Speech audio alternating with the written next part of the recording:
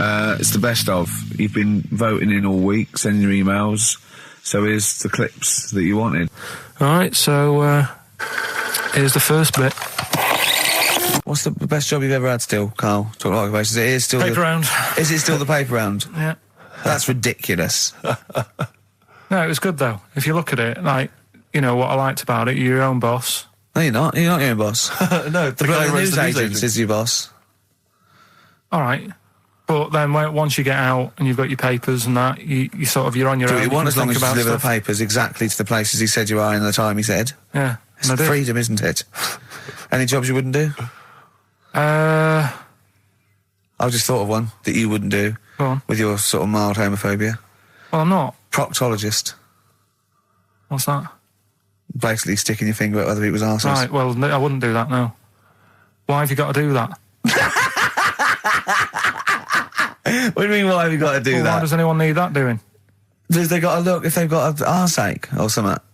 Which trainee doctor makes that their speciality? Do you know what I mean? That must be, right, we got a place for proctologists, and it's you, Meadows. You came last. Oh, seriously, what? I'm not the arse doctor, am I? Yeah, you came last. Oh, I'm a bum GP, I can't believe it. Yeah, you got to, I can't believe this. Yeah. I remember, I was on I don't know if this is alright to talk about. I mean, it happened, so, you know, not worrying It's about all right to talk about. Everything's all right to talk about. But I was on the train, right, coming from Manchester back to London, right? Yeah.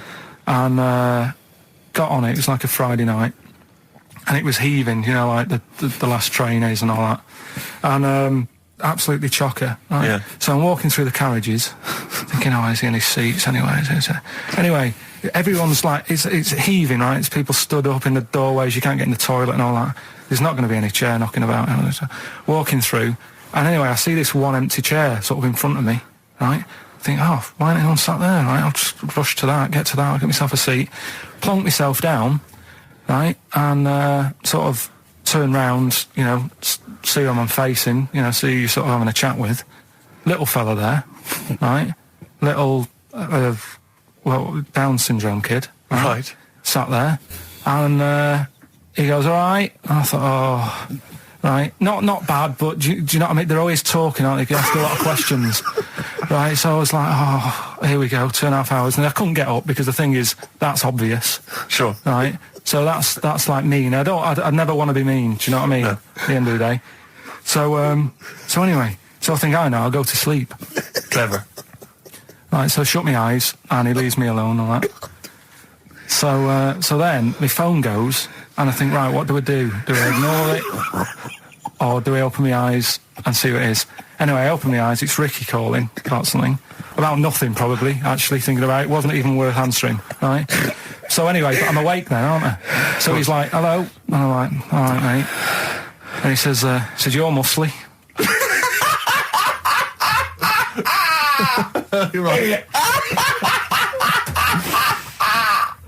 Oh, God! And I said, yeah. And he goes, you know, why? So I said, no, just am. It's, again, stressing me out, because I was thinking, why am I muscly? I don't go to the gym. And, you know, I'm not muscly, I'm in good shape and that. Well. So then he wants an arm wrestle. On a crammed train from Manchester, so I've got another hour and a half of this. When you talk back, he'd soon have got up and left. If you'd have started asking him questions, he'd have got up and left with the drivel you come out with. So anyway, do you know when you're under pressure, you're thinking, well, he's said that I'm muscly, right? So do I do it or not? What? And there's people watching, you know, not joining in, not sort of having a laugh and that with me, just like watching but pretending they're not. Oh, and I'm God. at one of those table seats, and he kept saying, come on, I want to arm wrestle. So, and he was getting loud, and I thought, I best just have an arm wrestle. What do you mean? I best just have an arm wrestle? Well, what do you mean? Get it over and done with. I had to... if he's going to keep asking, I had another hour and a half on the train. Oh, God.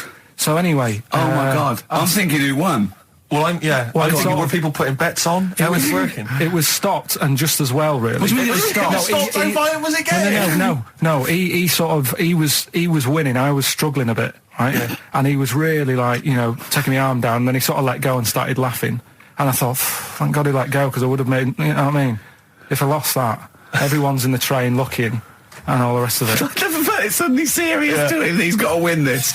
Pilkington. But then he just, then we were chatting about favourite food and that. He likes sausages. And I said, he said, do you like sausages? I said, yeah, they're all right. I like a bit of Chinese and that as well. And he was saying, I can't have Chinese. Not allowed Chinese. Why? Don't know. He just said, it's not allowed to have it. But yeah, I had a good long chat about stuff and that. But so you enjoyed it in the end? In the end, it was all right. Yeah, it's just. What do you expect? Okay. No, but it's that thing, isn't it? It's whenever you're faced with something different, it's always awkward, isn't it? And that's the thing. You're talking about him now, are you? And I think I did all right because everyone else was ignoring him, but I probably made his day pretty good. Yeah. We were a nice bloke. I like the idea that newlywed couple are probably thinking that's going to be a similar journey down to Cornwall. Karl Pilkington in the chair now. The talked about, the acclaimed Educating Ricky. Right, well, just in case anyone's new, doesn't normally listen, basically, I'm educating Ricky. Do a bit of research in a week, find stuff, news, history, anything that's interesting. 3 stories, I give them a nice little headline. You take your pick. Between now and 3, you're going to learn 3 things. Yeah? Yeah. So, the headlines are, I'll be no buying one of them. Give us that again. I'll be no buying one of them. Nice, okay. Yeah. We've also got hippopotamus. Okay. Okay. And can you believe it? Can you believe it? Well, I'm going to go with hippopotamus. Hippopotamus? Hippopotamus. Right, well, this one, it's... I'm not going to take the credit here. I heard Christian talking about this on breakfast, right? Because it's a good story that happened. Basically, I don't know if I told you about it last week when we were having our spaghetti, but I think you did. Right, I know what it is. I know what this is. Okay, I've not heard this. Right, there's a little midget. Right, there's a circus. I'm loving it already. Circus going on somewhere. I think it was in America. And is that present day or old times? I'm talking like in the last 3 weeks. Okay. Right, little midget. Circus, really packed out show. People are loving it. Steve, you'll ask the same question I did. I know. So there's a little midget jumping up and down on a trampoline. That's what circus is. Right. I pay good money to see it. So everyone's clapping and he's getting carried away. Because he can't believe they're loving it. I didn't know they'd like a little person on a trampoline, but they love me. But you know what it's like when, if there's a crowd of people sort of encouraging you to sort of go higher and stuff. Yeah. And I'm sure he knew it was getting out of hand. But he was jumping and he was coming down, they're all going higher, and he's going really high in the air, right? So he's doing this, crowd are clapping. There's a hippo, right, just sat next to the trampoline, getting ready to come on and do his act. Oh, right, I thought he was in the audience. There's a hippo getting ready to do his act, Steve. Yeah. So he's a ventriloquist. What do you mean he's sitting by the trampoline waiting to do his act? Because why does he sit in the dressing room and they go, 5 minutes, Mr. Mus, 5 minutes, Mr. Mus. So anyway, right, so the hippo's there. He's getting annoyed, is he? Because the midget's he's going, how can I follow this? This is really annoying. They're going to be, no. So he's thinking, he's already done the trampoline, my pogo stick act is never going to work. Yeah, go on. So there's a hippo waiting. It's a great story, and I just know he embellishes it or it gets slightly wrong. Go on. So there's a midget jumping up and down. The hippo's getting annoyed. The crowd are going mad. The midget's loving it. Can't believe his luck. Although you think he probably knows he's dicing with danger. Yeah. So next thing you know, they're all saying higher. He gives it one big, heavy sort of landing on the trampoline. Goes really high, but goes off at a funny angle. Oh, hypotenuse. Okay. Yeah. And sort of flies up. Hypotenuse! Sure. Flies off at a funny angle. Oh, dear. Hippo's there, swallows him whole. Crowd are clapping, thinking that's why the hippo was waiting there. Rubbish. Rubbish. It's not rubbish, though. But no, maybe there was an accident in a circus with a midget and a hippo, but at no point was this hippo waiting to go on, going, come on. The midget flew off at hypotenuse and landed in the hippo's mouth and was swallowed whole. This is what you embellish it. That is great. And what's that? I have to say though, Rick, when I heard midget, trampoline, hippopotamus, I was thinking accident waiting to happen. Yeah. So... Yeah, maybe. I mean, it is that you should never put those three together. Never. It's a recipe for disaster. Everyone knows that. Midget, trampoline, hippopotamus. Are you mental? You're asking for trouble. Well, you know when he told me it, he said, and the midget, he didn't mention the hippopotamus, and he said the midget went on, and soon he fell off, and the hippo ate him. And I said, sorry, what was the hippo doing there? He went, it's a circus. I've never heard of a circus having a hippo. What do hippos do? What can they do? You can't train them, can you? What do you... Aren't they, like, very deadly? They're huge, aren't they? You can't have a hippo in a circus. Are you sure? You're not thinking of Zippo? He's neither clown. Yeah. No, and it wasn't some sort of where Zippo was eating a midget and it's some sort of horrible sexual act. No, it was definitely. I heard it on breakfast, right? Okay, sorry. No, it's definitely fact. Yeah, okay, right, truth. okay, good. XFM 104.9. We're not here. It is a bit like being Dennis Norden, playing some great moments from the show. I was just imagining Dennis Norden one day, sort of just like waking up out of his stupor. He's doing this, and he'd go into the producer and go, I've just seen a couple of my programmes. I just saw It'll Be Right on the Night 18. It's shit. It is terrible. Why didn't someone tell me? Well, we didn't want to upset you because, but I've been doing it way too long. Well, you could just let me go on forever. Well, until you died, yeah. Well, why can't my son take over? Well, he's 80, Dennis. And the jokes I'm doing, they're awful. Why have I got that clipboard? I've written these jokes, they're not funny. There's an audience, they're laughing. What are they laughing They're not at? laughing, they're not laughing, that's canned laughter. Who are those audience? Who goes to an audience for It'll Be Right on the Night? A lot of them are older than you. It can't be right. Do you know we have 15% fatality in one of your audiences? But I went home at Christmas, I watched one of the episodes. Yeah. I was with my family and friends. I said, watch this, you'll love it. Stony face, no one laughed. They all thought it was shit. Well, it is shit. Well, why didn't you tell me earlier? We didn't want to hurt your feelings. You're an old man. You may be upward of 102. I didn't realise. Yeah. I noticed the other day when Karl was sitting on your knee having his picture taken. Yeah. It's a long story, right? He's got a completely spherical head. It's slightly too small. I'm not being funny because, I'm not perfect. But he's got a completely spherical little head. He looks a little bit like a baby hamburger. You know hamburger off McDonald's? Sure. He looks like a little baby hamburger. And it's sort of quite put upon. Suzanne thinks I look like that thing in that Dulux advert. Do you know when the woman pulls the head off that? That little plasticine morph type. And then they make a new head for it. And it's like a little head. Really? And that's your girlfriend saying it. I know. I'm getting excited now because we've had loads of calls and emails, not only backing me up, but going a little bit further. Apparently, Johnny Mango called in again. He's become our sort of official researcher on this show. There is evidence that Queen Victoria in Balmoral, with a young house guest, Winston Churchill, used to consume cocaine-filled lozenges. So there you go. Also, MDMA was a precursor of sort of ecstasy, a derivative, and that was big in the day, giving soldiers, a little pick-me-up. So it's not so mad, is it? It sort of makes sense because he was into his speeches and that, and they say that coke gives you sort of, the balls to stand up and say like. Not that that's a good thing. And no, it's not. No, definitely not. No, right, but. Apparently, it makes you confident, doesn't it? So you can stand up and say, we're going to fight them on the beaches. Yeah. And all that. And sound like you mean it. It's exactly, yeah. When he was sort of like, a little bit pissed up with his cigar on, coked off his tits, he wanted to fight. He didn't care where it was. He'd fight on a beach. He didn't care. He didn't care if he got sand in his new trainers. Exactly. He was boozed up. Yeah. You want to fight. Yeah. That's why he was coming hard. He was very much, you got to think of him as the Liam Gallagher of his day. Yeah. Oh, dear. Are we allowed to talk about this? I mean, I don't mean in terms of referencing drugs, but are we allowed to? Is this like libelous to Winston Churchill? One, Or you his can't family? libel the dead. Yeah, but two, can you- it's is that only in America, maybe? I'm asking, and we're not saying, you know. Two, I think you'd probably going to also a fair comment. Three, we say we were joking. Yeah. 4, it's a satire. Yeah. 5, we love him. 5, we're not condoning drugs in any way. 6, this is Dermot O'Leary's show. I didn't have a go at him anyway. I said he's all right. If there's any law against Rasputin, we might be in trouble.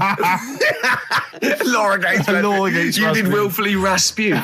Yeah. All over You the did airwaves. slag off Russia's greatest love machine. Yeah. You didn't shoot him till he was dead, did you? Oh, put some poison into his I'll tell you this, wine. if there's any other historical questions that people want answered, then we're the men. Because really, with the three of us, our knowledge of the fact that the Hindenburg was filled with helium, Yeah. the kind of coke habits and various drug habits of Britain's most famous political leader, we've got the answers to all of it. Einstein.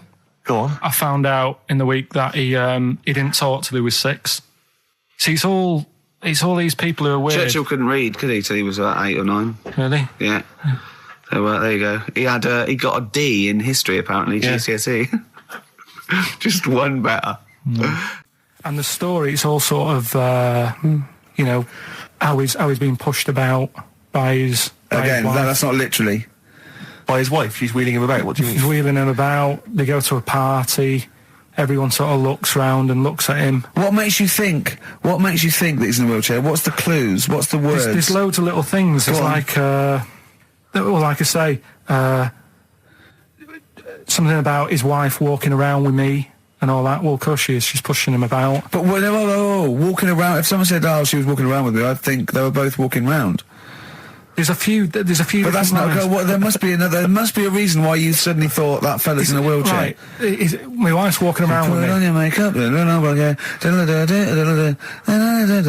I feel alright. No, and she's always saying, "Do you feel all right?" And that she's always asking him how he is. Yeah, but she's. Just listen. Let me play it, right? And try and picture the scene, right? But now I'm only thinking of a little fella in a wheelchair. Well, have a listen to it, Oh. and you know, just everything that's been said. Okay. Understand why I'm thinking what I'm thinking. No, never. Right, you ready? Yeah.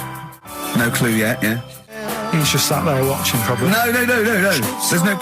Waiting until he's done. Yeah, no clue. Okay. No, that's all right. Well, that's just a woman getting ready, and he's fine. Yeah, he's just sat there and he's got. To me, he's got a great pair of legs. Right, well, he's sat there in the wheelchair watching. No, he's not in a wheelchair. Listen. Right. Yeah. Everybody looks at him. 'cause he's in a No, wheelchair. her. He's saying she turns heads. Shh. Walking around with him. Yeah, walking in a around with wheelchair. me. We're both walking around. Are you all right? Yeah, nice thing to say.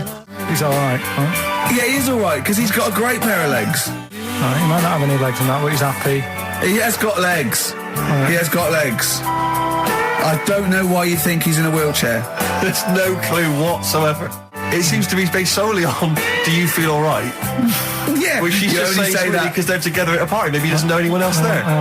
Leg. Right, just hang on. So he can't drive. Because he's drunk, probably. Oh, He's had is a he great though, is time. He's been dancing. Puts him to bed. Because he's drunk. Well, is he though? He's turned out the light. His hands work. Is that it? Yeah, there's no clue. But the thing is, that's what I'm picturing. But that doesn't mean it happened. You picture people that are half man, half moth. It doesn't mean it's possible. Do you know what I mean, Carl? What you think is usually not true. Suzanne is totally right. There is no reason. I have never, ever thought that Eric Clapton was singing about a little fella in a wheelchair. And the one clue in that was two, isn't there? Are you all right? Well, let me say that, little cripple. Right, and I'll give her the car keys. Oh, well, why is she driving? He ain't got any legs. Pushing him around and that. No, pushing him around. So he'll do one more next week then. Good to hear that again, isn't it, Oh, Steve? fantastic. Waiting on a Friend by the Rolling Stones. Yeah? Go on then, Carl. On XFM 104.9, Ricky Gervais, Steve Merchant, Karl Pilkington. Go on. Right, this one. Remember Blockbusters? Uh-huh. Right, this one is good, and we'll do this one. Rockbusters. And remember how Bob Holness used to give you a letter? Yeah. And it'd give you a question, and the answer to that question is that letter. Yes. Right, well, it works like that. So if I said to you, we'll test it out on you, Steve, right? Right, welcome to the show and that. Hello. Let's play. Right, and I say, right, your first one is W. Mm-hmm. And the cryptic clue, because it's done like crosswords. Okay. So not quite like Blockbusters. Well, this young man prepared for his death. And it's a W, so the answer. And it's not always going to be like our sort of music, it can be any sort of music that's out there. So the W is the name of the answer. I understand that, but is the answer always the band name, or is it? Yeah.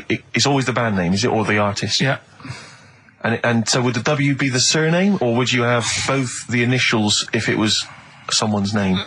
Would Elvis Presley be EP? Don't get annoyed, no. Carl. These are questions that I knew would be asked. I know this. You tested it on me, so you've got to tell them. We need What's to the know point? the rules. If it was Elvis, I'd probably do E.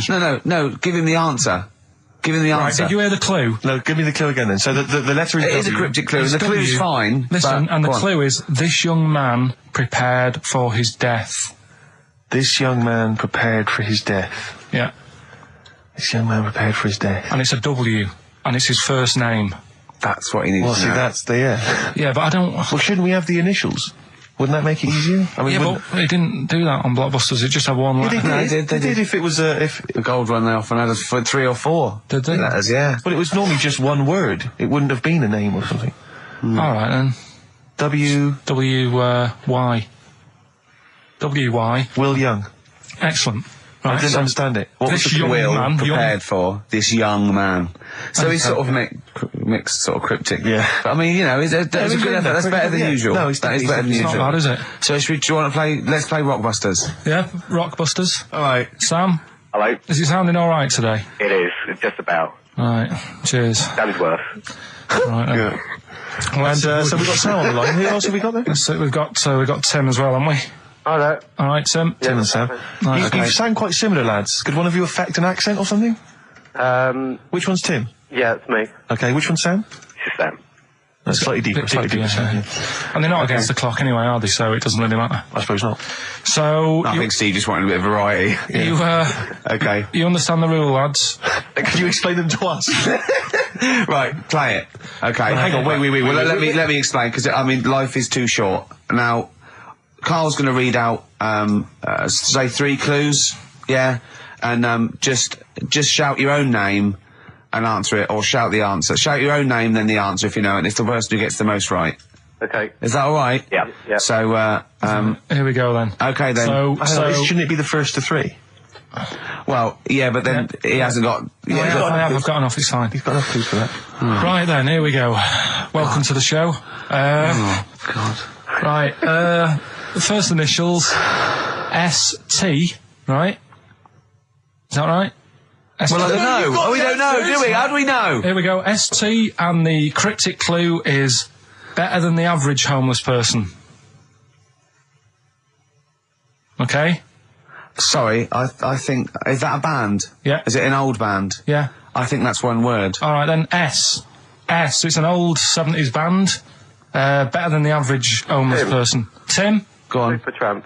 Yes, Supertramp well it done. is. Yeah. Well done, 1 point to I have you, no idea Tim. why that's right, by the way. You don't understand why it's right? He's a super tramp. Oh, right. Better than the average homeless cryptic, person. Yeah. Yeah, cryptic. Yeah. Okay, second one. Come on, Sam, you got That's actually quite good for Carl. Trust me, Tim.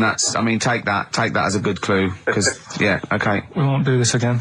Right, 1-0 Right, to here we Tim. go. Right. F. The letter is F. That's the next one we're moving on to. And the cryptic clue is, the little girl is hungry. What shall we do? The S or F? I've got it. F. F. Ready. Sam. Peter.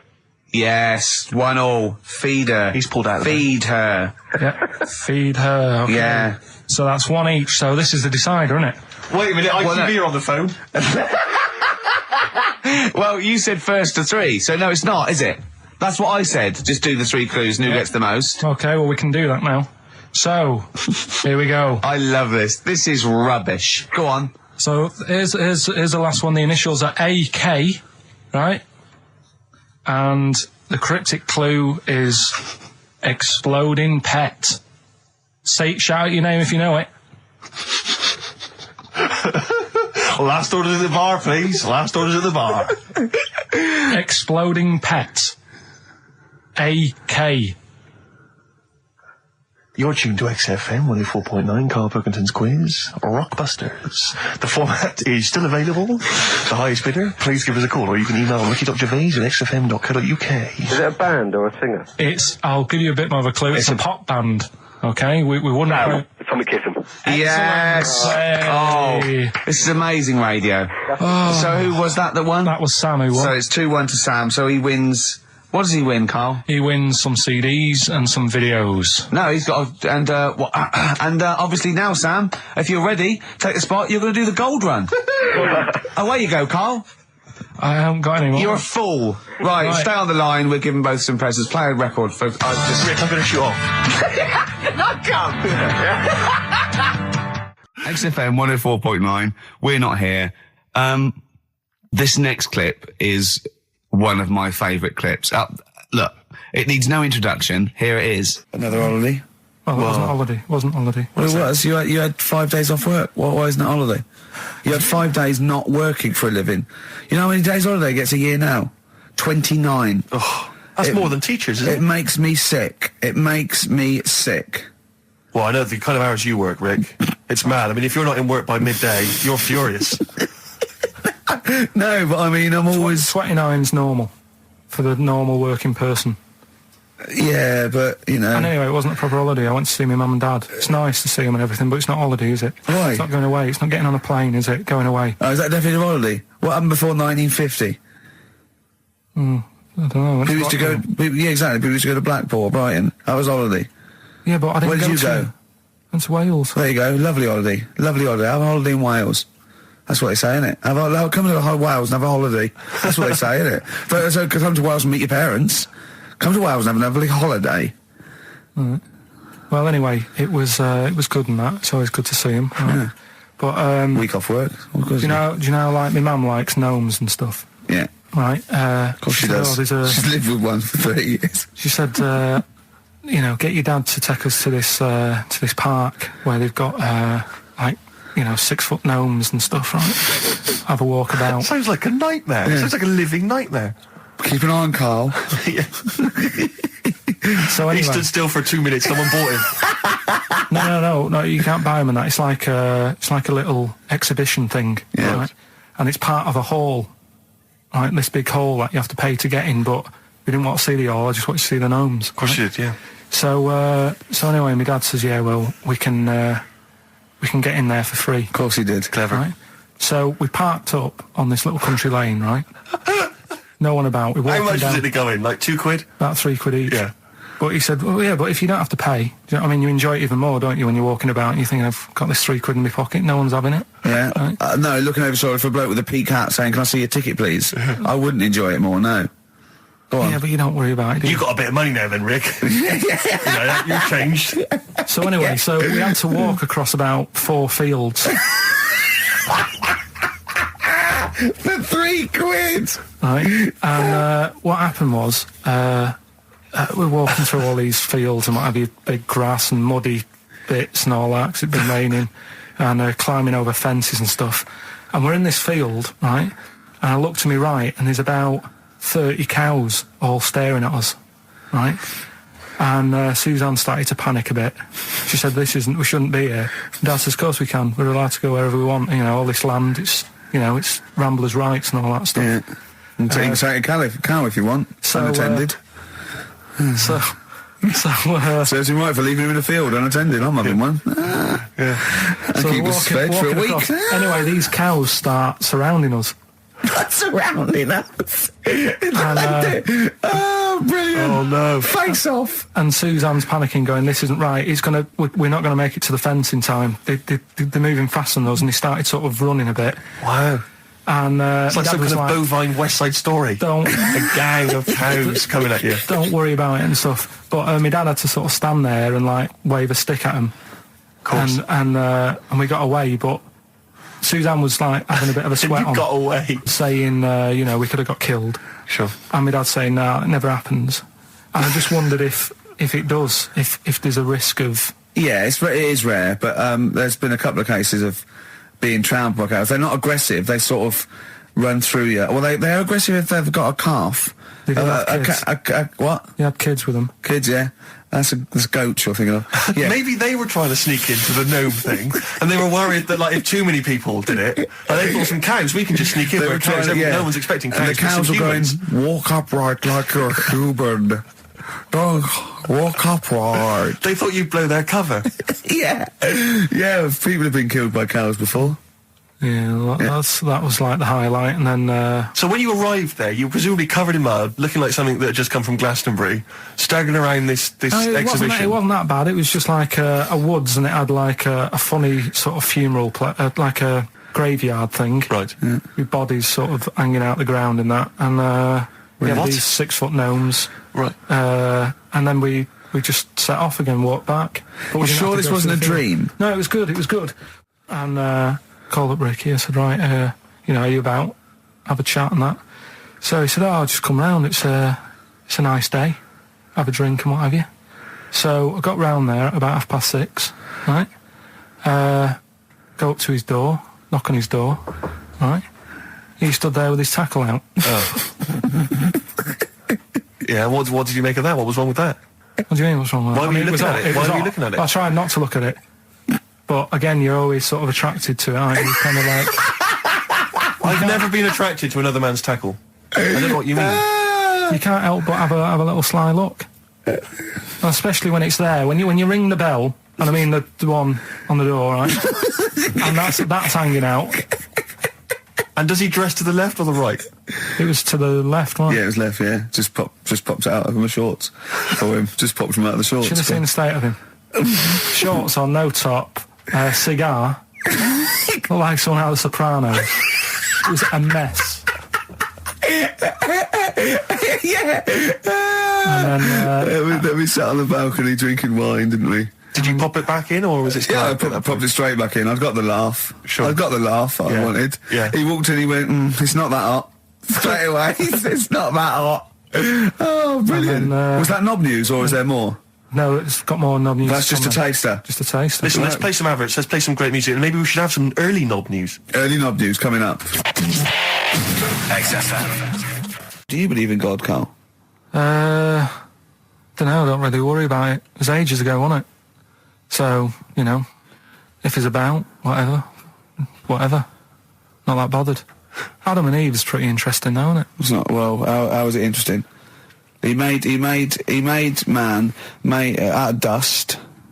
Then just because he could, he's having a laugh. Then he made her out of one of his ribs. Again, he'd like to vary it a little bit. Then they had 2 sons, which gave rise to the entire human race. What was going on there then?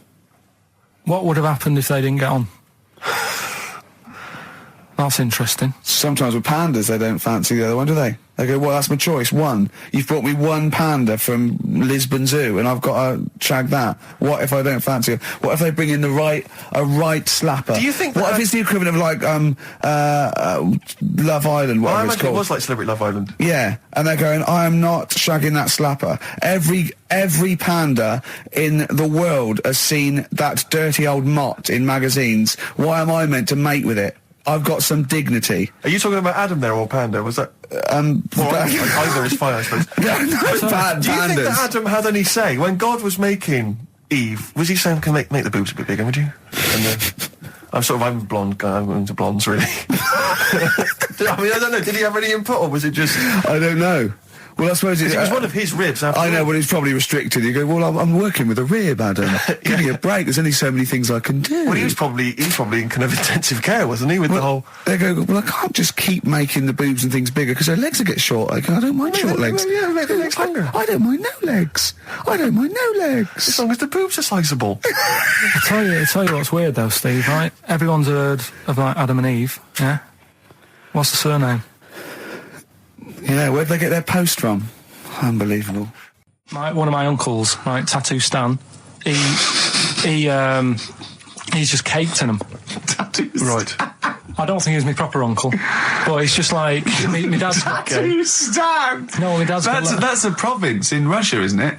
My dad's got loads of mates who. When like, you say he's not your names. proper uncle, Do you know, like when Just a bloke someone who used to comes hang around around, with all school? right, Uncle Stan. Yeah. Do you know what I mean? And there was my dad had loads of mates like that. There was John the Screw.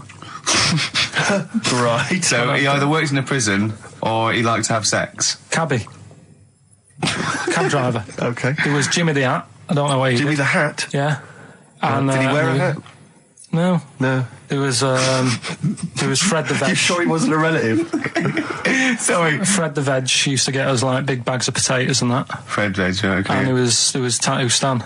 Right. And he was just caked in them. And I used to always look at him thinking, why have you done that? I must have only been like, 6 I or suppose 7. if you're born with a name like Tattoo Stan, Exactly. you're destined, aren't you, were really? they like a 1950s gang? I'm worried about... I'm worried Who were about... doing a bank job? What was his name? The Hat? What was his name? Jimmy the Hat. I'm worried about Jimmy the Hat. Yeah. Not having a hat. I don't understand Are it. you sure he didn't have a hat? Not when I met him. Did he ever wear a hat? I didn't see him that much. Do you think it was a joke, like, when your mate's sort of like, 8 foot and huge, you call him Little John or Tiny? Do you think... Well, the fact that he never wore a Yeah, they hat. went, hold on, I've noticed something about Jim. Go on. No hat. And I go, oh, true, let's call him Jim the Hat. Jimmy the Hat, yeah. But my Uncle Stan, he had like loads of them. He did them himself. Oh dear. And it was always that thing. God. What was it things like? He had like the cross. cut here, Cut one here, on made the in neck. Britain. And if you're going to do them yourself, I'd say at least make sure you're sort of a good drawer. Yeah. And don't do it in the mirror so it comes out backwards. Well, that was the other thing. But like, I remember he did. Names are all right. He had like all his kids' names down his arm. And, what are they called? Yeah. oh, God, it's Tattoo Stan Jr. Yeah. and Paul shits the bed. I'm trying to. Oh, Wabbai Kate. yeah. But he had. Frankie never amounts to anything. Oh, God. So he had like. Johnny, I don't think he's mine. So he did all this. I don't even know why I'm telling you about tattoos. No, nor do I, Carl. 50 Cent in Da Club on XFM 104.9. We're playing our favourite singles of the year. Yep. And we're looking back over some of our favourite clips of the year. Embrace. Glorious Day on XFM 104.9. Rick, there may be listeners tuning in thinking they've got something better to do, for instance, switching off the radio and just staring blankly at the wall for the next half an hour. But no, because what they're going to miss is our grand finale to this, which is, of course... Sponsored by Lindauer's, the sparkling wine solution to a hot summer's day. Yeah. That we're going to be firing a cork. Did you just make that up? Yeah. Pretty good. Please, yeah. Good. They're going to be firing a cork at Carl's head just for the sound. I just think it's sound... Huh? It's not happening. Yes, it is. You said... No, we've said it is now. We've promised it to the listeners. Yeah, come on. I'm not happy with it. Why? Because the pain. Well, I've never had it done, so I don't know how painful it is. Well, all the more reason to do it then. Yeah, we've got to try it out, haven't you? You're perfect. It's like a little cowbell or wood block. It's like, that's what I'm hoping for. Yeah. I'm hoping for pop. And I'm going to film it for my website. Brilliant. So go to that this week, rickygervais.com, and see Karl Pilkington getting hit. A high-powered cork coming out of Lindauer sparkling wine. Lindauer sparkling wine. And of course, if you want to send us anything in, and perhaps next week that you feel we could actually that'd be great.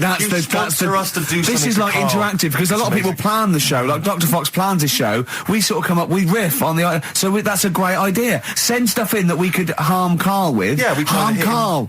Harm Karl. We do a jingle. Harm Karl. I've always wanted one of those George Foreman grills. I've always wanted one of them. I know, but that's too much, isn't it? What if we just pressed his head inside it? We'd have to put it on. Put it on. See, yeah. Just squeeze his head inside it. I've got to do that thing with a tea towel one day. You know that thing I did with a tea towel? You put a tea towel around his head, right, tie it. I put a wooden spoon in, and you only have to turn it like a couple of inches, and it kills you, doesn't it?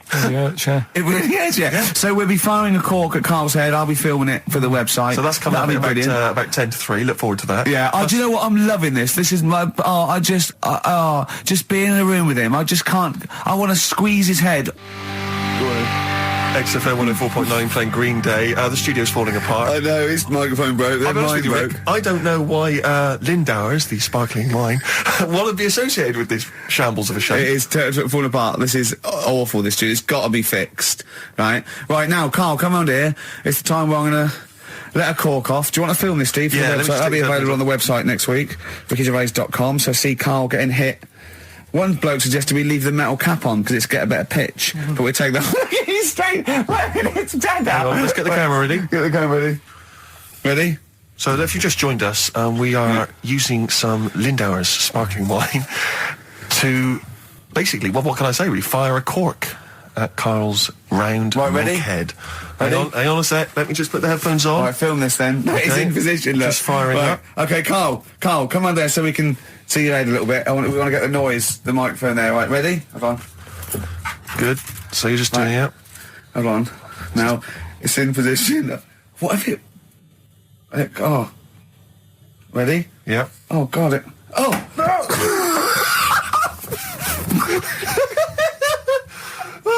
It's like Jackass. Did it hurt? You hate me? What do you mean, did it hit you? I sort of just... It went off course, did it? Just glanced, did it? Right, Lindauer, you're going to send us 8 more bottles, please. Yeah, because we're going to get this right. Wait, what were you thinking during the quiz then, when the questions were coming out? What were you thinking of? Well, what it was, right, just before the quiz started, I had to go to the toilet, right, because the rule is, right, people who don't go to it, once it starts, phones off, no more can't leave toilet. the room, They take it dead serious, don't they, right? Yeah. So, I went to the toilet. Now, I'm not being out of order here, it just got me thinking, right? I went to the toilet, the gay fella in there, right? There was a gay fella in there. Gay fella in the toilet. Now, How could you tell? How did you know? just typical, everything about it, right? Everything about it, right, yeah. Oh. What, large handlebar moustache, leather cap. Butt plugs, amyl nitrate. Could I just say that these views do not reflect the views of the management of XFM or me and Steve. Or most of the people in this country. Go on, Karl. What's your problem? Yeah, but this is what I'm worried about, really. But this is why I only got Danny Minogue right. Right? Because this was floating around my mind. Went She's to a the big toilet. gay icon, Now, isn't she? go into the toilet. They have like men's cubicle and they have women's cubicle. Yeah. Now, without sounding out of order, is it wrong for me to think gay men should have their own little cubicle? Go in. They should have their own... Well, not cubicle, you mean an actual toilet, I suppose. When I was at the urinal, Yeah. normally, there's a fella there and then you go, all right. And there's no pressure. But I couldn't go. I was thinking, should I wait? If I go into the toilet, it'll look obvious. Yeah. I had loads of pressure and But this was what were going you on. worried So about? sorry. What were you concerned about? Viewers? I'm so Well, sorry. it's like, right, listen, when I was a kid, right, and it's all right for you to go into women's toilets when you're a kid, it's like, oh, it's a bit cute, right, as long as you're not, like, over 15 or something, right? Right. But when I was a kid, I went into a toilet, and women, when they use their little cubicles, they don't shut the door. Some of them just sit down on the toilet, Yeah. right, and you see everything. And, no, seriously, that's probably one of the first times I saw, like, a woman. Yeah. That, right, and my Auntie Nora when she was staying over. What happened with your Auntie Nora? She was, she's into wearing caftans. Into wearing what? Caftans. Oh, yeah. What caftans? Big, bellowy sort of dresses. Right. And, yeah, I used to sit on the floor at home in front of the telly. Sure. She was on the chair behind. Yeah. She did a bit of a sort of a Sharon Stone scene. Oh, God. Yeah. Did you see it? There was no underwear. No. What age were you? What was it like? What age were It you? was like a ripped tennis ball. What? Right, we're off air. Either that or put us in for the Sonys. Okay, what's the next one? What's the educating Well, Ricky? I don't know. See, like I say, I was looking around and there's stuff that is interesting. Right, I was looking on the web. But there's no point. Well, it's just that I found one about What's the point? about a lad who 8 years old, Yeah. but he's still breastfed. Now, I don't know if you can get anything out of that. Is that what his mum said? So,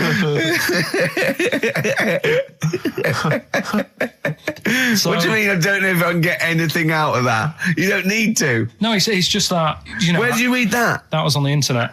Oh, well, yeah. You're always unspecific when you mention it. It's just it was on the internet. Well, Yeah. I'm trying to think what I put in. I think I put in Y to see if I'd confuse a computer. And then, Carl, you are... no, honestly. I did a search, put in why, and it came up with funny things that, like, why is this person doing that? Why is that? And it had a picture of this 8-year-old lad, sort of, on his mum's nipple.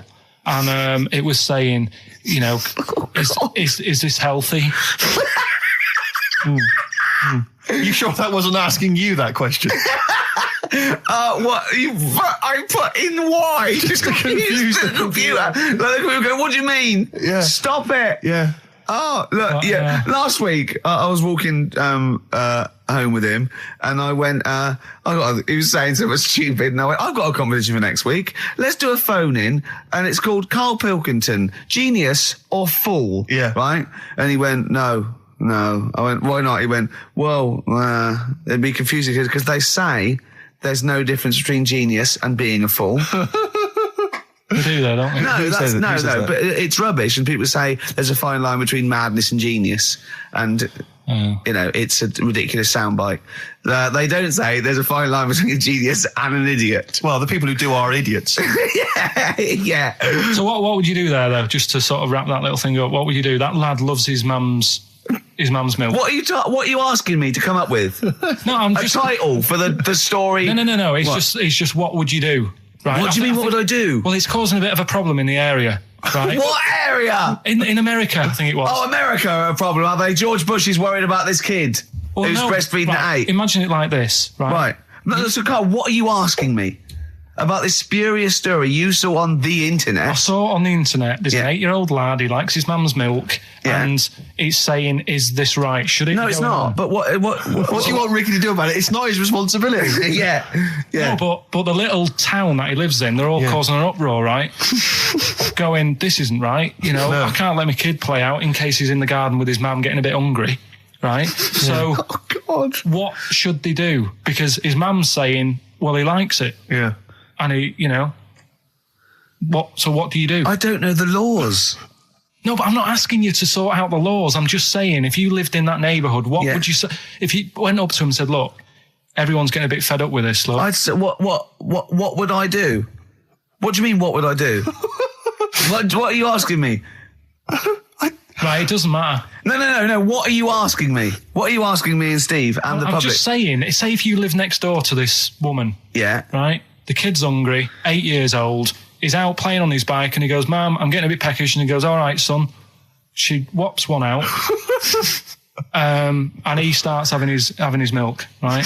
You live next door, you're putting your washing out and you see this going on. You're getting a bit sick of it because it's gone on for months. 8 years, I assume. Why is it your business? Why are you such a nosy neighbour that you're concerned? What would you do, Carl? Let's turn it back on him. Yeah. What would you do? What's your solution? What would you do? Well, I thought I'd say, right, why are you doing this? And she'd say, because he likes it. And I go, all right then, put it in a bowl first. And you think that would sort that out? No, because I was thinking about the whole thing, right? And you do that when you're a baby and everything's all right, innit? Yeah. No one bats an eyelid at a little baby having a bit of milk from its mum's breast, right? Yeah. You'd almost say it was natural. But you grow out of it. It's like you don't see. It got me thinking about things you don't see. And you don't see. Did you put this into a computer? Show me things you don't see. What else don't you see? Well, you don't see like an old man having a Twix. You never... So what? You know the terrible thing about all this, Steve, is he's right. You don't see an old man eating a Twix. That's a terrible thing. So what they have got, right, they've made old man toffees, haven't they? They've come up with Gervais. Is that a song? Oh God! You don't see it. So they've got their Werthers, right? Yeah. So, look at him. You think Forget he's it. giving a lecture at Oxford? It's not going anywhere. No, go on. Sorry. Go on. I'm just saying. Right. You grow out of things. Yeah. And the old man, I'm sure when he was a kid, he'd have a Twix. Yeah. Now it doesn't look right, so he's having... It doesn't look right. So, Right. I don't think Werther's originals were specially designed for old people. I think they were sweets that just happened to have been made for years. That's why old people eat them. Yeah. They didn't go, hang on, there's a market here. I've noticed old people aren't eating Twixes. Quick, let's make some old man sweets. But the little advert, he gives it to his grandson as well, doesn't he? He goes, I have a Werther's original. Oh, I think it cuts, though, before he throws it back in his face and goes, get me a Twix. All right. Here we are then. 1 o'clock. Yeah. Hey. XFM. I'll tell you what you should play. No, I'll tell you what, before you say, Yeah. we're back then. Yeah. We're back in town. Well, that was what I was going to say. You should play Boys Are Back in Town. No, this is Boys Are Back in Town. You should play that then.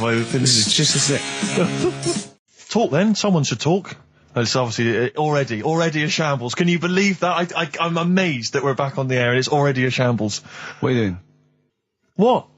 What are you talking about? I'm talking. No one was speaking. The record was ending. No one was speaking. It was just. Well, I might shut off. Already, I might shut off. It's Been like busy. nothing's changed. Boys Are Back in Town on XFM 104.9. We're back then, aren't we, Carl? I'm Ricky Gervais, with me Stephen Merchant and Karl Pilkington. I'm not coming back. I'm definitely not coming back. Oh, care someone, care that I'm not coming back. Rick, I seem to remember the end of the last time we were on. What was Yeah. that? 3 months ago. Yeah, 3 months Carl ago. said he's never going to do the show again. There was nothing that was going to bring him back. Yeah. He didn't enjoy it. Wasn't going to do it. All the ruse, right? Really? Yes. I've known him coming back for about 2 months, because he's got our agent now representing him. I thought he was a fool. I haven't really. Why? Well, what's he done for me? What's he done for us? No, I know, but I mean, he's your agent, and so, and he's sort of calling Graham, and it was all a con, so Carl could get Mondays off.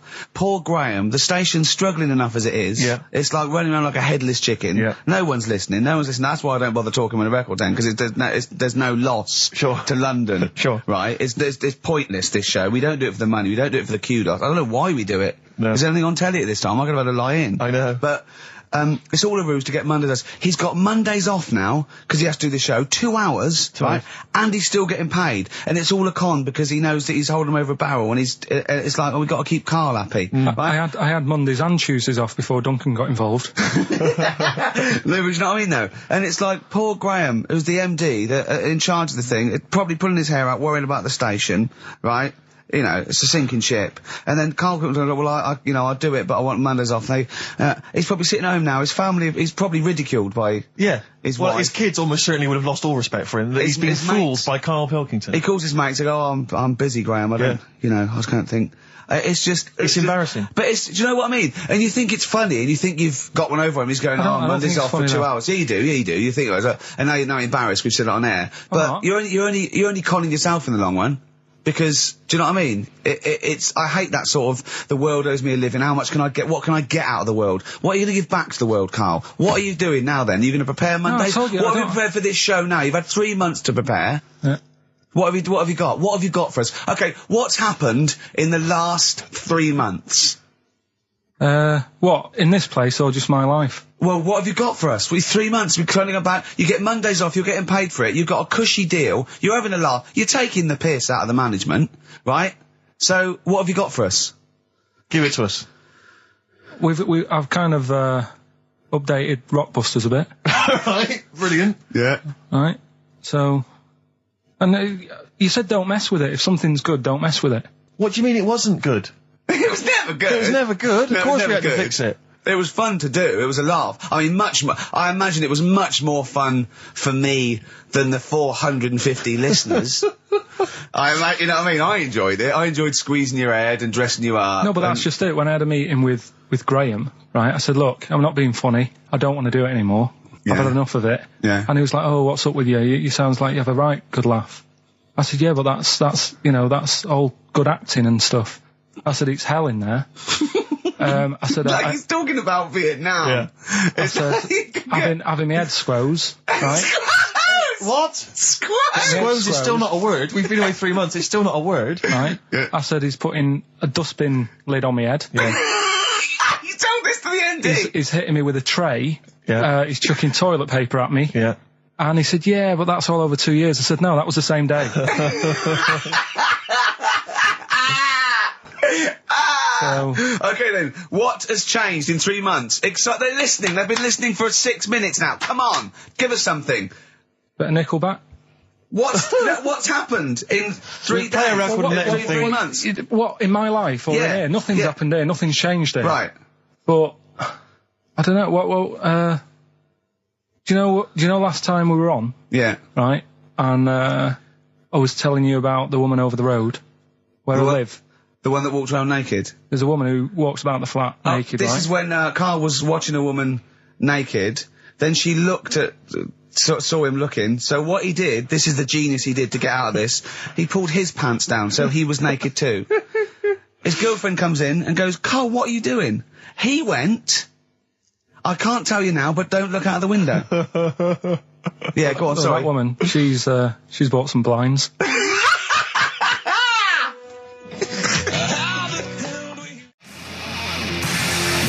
Darkness. I believe in a thing called love on XFM 104.9. I'm Ricky Gervais. You're Steve Merchant. Sure. That's little Karl Pilkington over there. Where is he? There he is. There he is, yeah. All right. Yeah. Hey. Back then. Back together again. The old gang. Yeah, it started last week. Yeah, I think triumphant return. I think it went well last week, didn't it, Carl? Good show, wasn't it? You loved it, didn't you, Carl? Brilliant, right? Yeah? Yeah. Now, you weren't speaking to Suzanne last week at this time because you said she had a haircut, probably quite an expensive haircut. She's a lady in media. She's got to look good. She probably doesn't go to the barber like you or just shave it at home. Probably spent quite a little bit of money on it. She came home. She thought, well, my sweetheart, my lover, my sweetheart, you know what I mean? The man in my life is gonna love this. Well, he adores everything about me. He's going to love my hair. She walked in. Hello, Carl. All right. You look like Dave Hill from Slade. Is what Hugh said to the poor woman. And then talked about it on air. She was furious about that. So what did you do? Carl? She did listen, yeah. She wasn't happy. And she heard you slagging her hair off? Yeah. Well, what So this is probably annoying her now. Well, no, it doesn't matter. We can do a lot today because she's at work. So And of course, no one's going to tell her. Let's have a chat about a fat arse, shall we? Let's get it all done. Oh, dear. You are in so much trouble. That's... Look, he's realised he is a little bit worried. Oh, didn't you go and buy her a coat or something?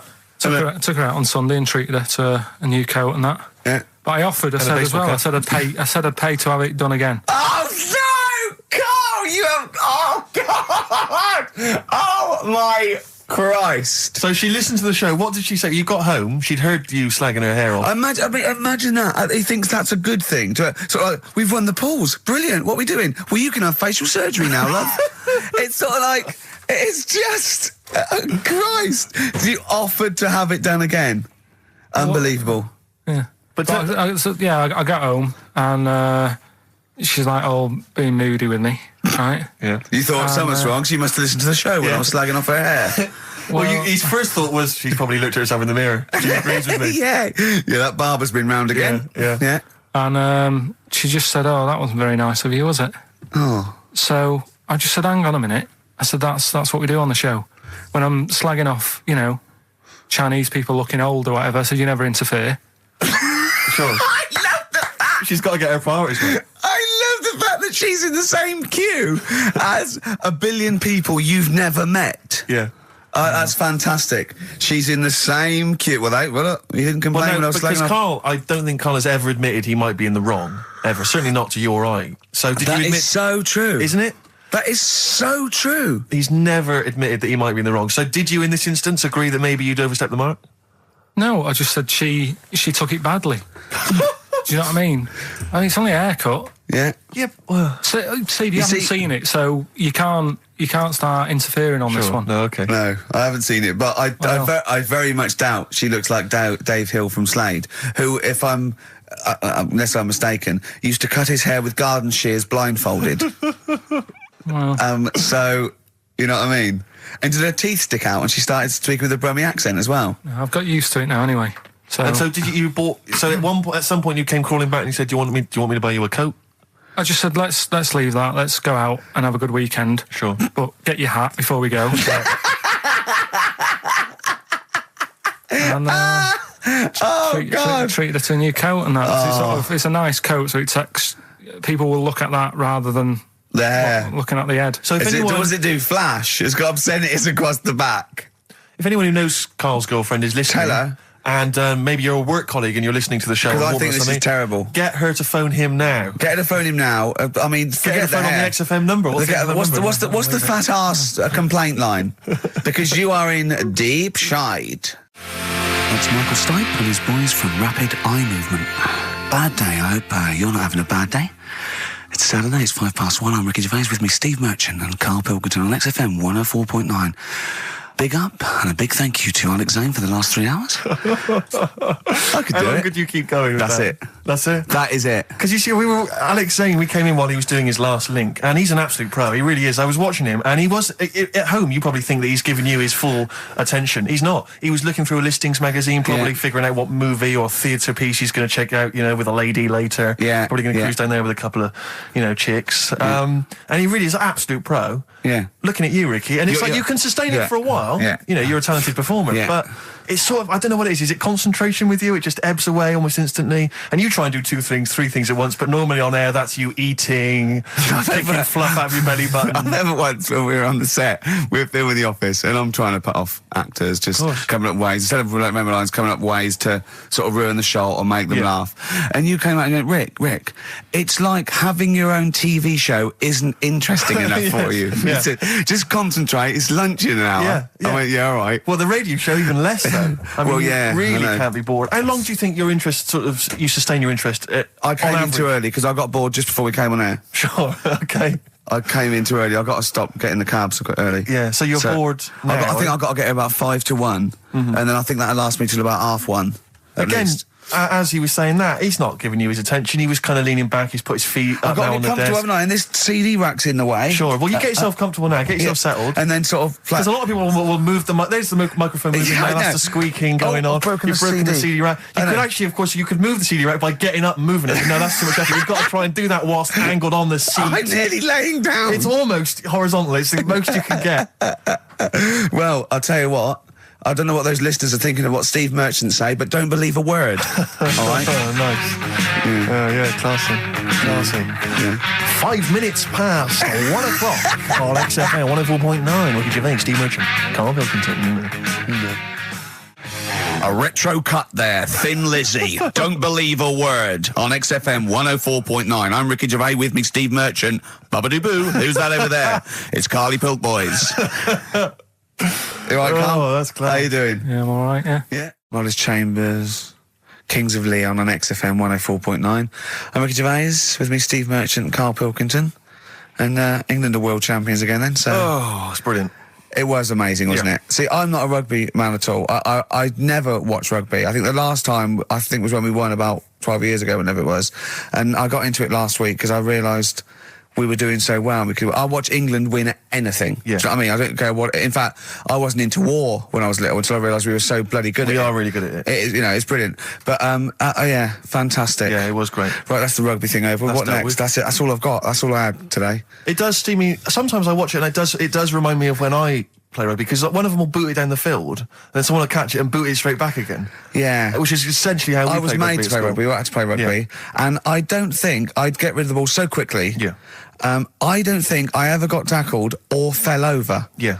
I think I touched the ball about 20 times in the 2 years it was compulsory. Yeah. I was terrified. Yeah, absolutely. And that's same as cricket. I can't... I'm a terrible batsman. I'm all right at bowling, but it seemed like the pastime for people I went to school was to injure you. Yes. It was funny to see someone poleaxe. It was funny to see someone get a cricket ball in the head. Absolutely, yeah. I never relaxed into rugby because the first day I was going to play it, my mum, I swear to God, my mother said, "Are you playing rugby today? You got the kit and everything. Enjoy it. Be careful."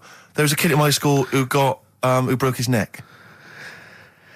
And cheers, Mum. thanks very much for that. See you later. So I just went to school absolutely One thing, broken neck, is that or you get better in a couple of days? No, you can find your wheelchair. No. Enjoy the game, though. Yeah, no, it was absolutely I was just petrified from that day. See, at least American football, got the padding, the helmets. Yeah, but anyway, no injuries, thank God. Thank goodness. So, well, I tried to play rugby, but it's awkward when you've got glasses. I don't know, there's something about you didn't really play with glasses on. Yeah, of course. Well, I couldn't see anything, could I? I couldn't see anything. How else was I going to play? Oh my God! And So you're bound to be cautious, because inevitably you're a bit more cautious when you've got glass you next to your the tallest face. person on the pitch as well. Yeah. I mean, you were when you were about 14, you were probably 6 foot already, weren't you? Yeah. And everyone else was what, 5'2"? Yeah. So you were Towering above them. with glasses on. Just with the glasses on. And you've got pretty cool glasses now. Thanks very You've much. had a bit of a makeover. It's like Trinity and Suzanne said, Yeah. first thing to go, the glasses. Sure, sort them out, Yeah. And presumably you used to have those National Health sort of bottle. Pretty much. Yeah. Is it true? You've never been able to mosh at I a tried to concert? mosh. Because Because I've always watched people stage dive in, moshing at concerts. I've always thought that looks like brilliant. You know, when they ride above Like a everyone's wave, heads. like they're surfing on across someone's the, hands and stuff. Everyone's like, yeah. And I always wanted to do that because I'm a big rock music fan. And the only time I did mosh was at Rage Against the Machine. I tried to mosh at Rage Against the Machine. I love the idea of a band called Rage Against the Machine. Yeah. Aimed at a man with glasses who Yeah. won't mosh. Well, it was at the Reading Festival, and I think the lead singer, I forget his name, he went, can I just remind everyone that racism and fascism are on the rise in Europe again. Let's not let it happen. What did you do? And we all cheered, obviously. I mean, if there's one thing that guarantees a cheer at Reading Festival, it's down with fascism. And what did they do about it after the concert? Pretty much went back and... went home and took had a some cup of drugs, tea? probably. I don't know what they got up to. They didn't go to Europe then and try and stop. I don't think they got involved politically in Europe. I think they just continued to rage. Against the Machine? Yeah, mainly. but largely in America, I think. Sure. But I tried to mosh, and I got moshing, and glasses flew off. And I remember, because they were playing away, you know, you do what you tell me. And I was just going, careful! I've dropped my glasses. Can we be careful? Loads of kids in hooded tops. Yeah, exactly. Just going mental. Yeah, and they're all jumping up. So I was going, can we just calm down for a second? Let's until I not got be them? silly. Yeah. Yeah. It was absurd. And I had to kind of, scrabble around on the floor, and thankfully they were okay and they didn't get broken. So what couldn't you do then? What do you mean, what couldn't I do? What at school? Can you not see without glasses? No. I mean, it's like that you couldn't do anything. It's a blur. Really? It's a blur, definitely. God. Yeah, it's like being kind of punch drunk or whatever. So yeah, you can't play sports when when you've got glasses. But why not contact lenses? Because they're not strong enough. No, they seemed a bit fiddly. Oh, brilliant. Bit of Lou Reed. Is that what you want? Yeah, Satellite of Love. Classic. A retro cut. Don't steal our son. Please, lads. Thrills. On XFM 104.9, I'm Ricky Gervais. With me, Steve Merchant and Karl Pilkington. Yeah. Little Carly Pilkington, little baldy mank, whinging little twat. How are you? Yeah, all right, yeah. What are you doing? Happy? Feeling a bit happier today? You look as full of spunk, as they say in America. Yeah, I'm all right. Just a bit of a miserable day, though, isn't it? Yeah. A bit miserable. Yeah. Walking in today, right? Do you know I walked through, like, the sort of the gay district of London and that? Right. You don't walk, you mince, don't you? I'm just walking through on the way to work, and I'm always interested in their little shops and stuff that they have, right? Loads of... Their little shops. That's no, don't be ashamed of. If you want to go in and buy something, go in and buy something. I'm just having a look at, looking in the windows and stuff. Little postcard just near the entrance. Yeah. That's meant to tease people in, to make people go, that sounds good, I'll nip in, right? Little postcard, free butt plugs with every sale. That's great. How did we get from 5p off milk to free butt plugs with every sale? Wow. What society come to? Well, it's because we're liberated, Rick. Yeah. It's an open society. What did you buy to get them? You didn't buy... No, I didn't. But what's the purpose? What, of the poster or of butt plugs? Butt plugs, because I really honestly You don't. shove them up your arse, don't you? Whoa, slow down, bum. Shove them up your bum. Yeah. But when? Is that just like when you're doing whatever, doing stuff around the house? Or? I think it's not to keep things out. Is it like you would use a plug in the sink to keep, the water in the sink? Oh, if you're not gay. Get that? Oh, yeah. No, I know what you mean, yeah. I don't know. No entry. What is it? I mean, I don't understand what that's I don't know. I assume it either feels good or are they... well, I've got to be careful here. Or are they sort of like breaking it in? Right, yeah. Do you know what I mean? like it's like a shoehorn. or Yeah. you know, It's or like when you stick paper in your shoes if they're a bit tight. or those people who sort of like put little bits of wood in their lips, and then as soon they've got big plates in their lips. Yeah. Same as the butt plug. It means you can, you're ready for anything. I don't know, do I? Look at Carl's face.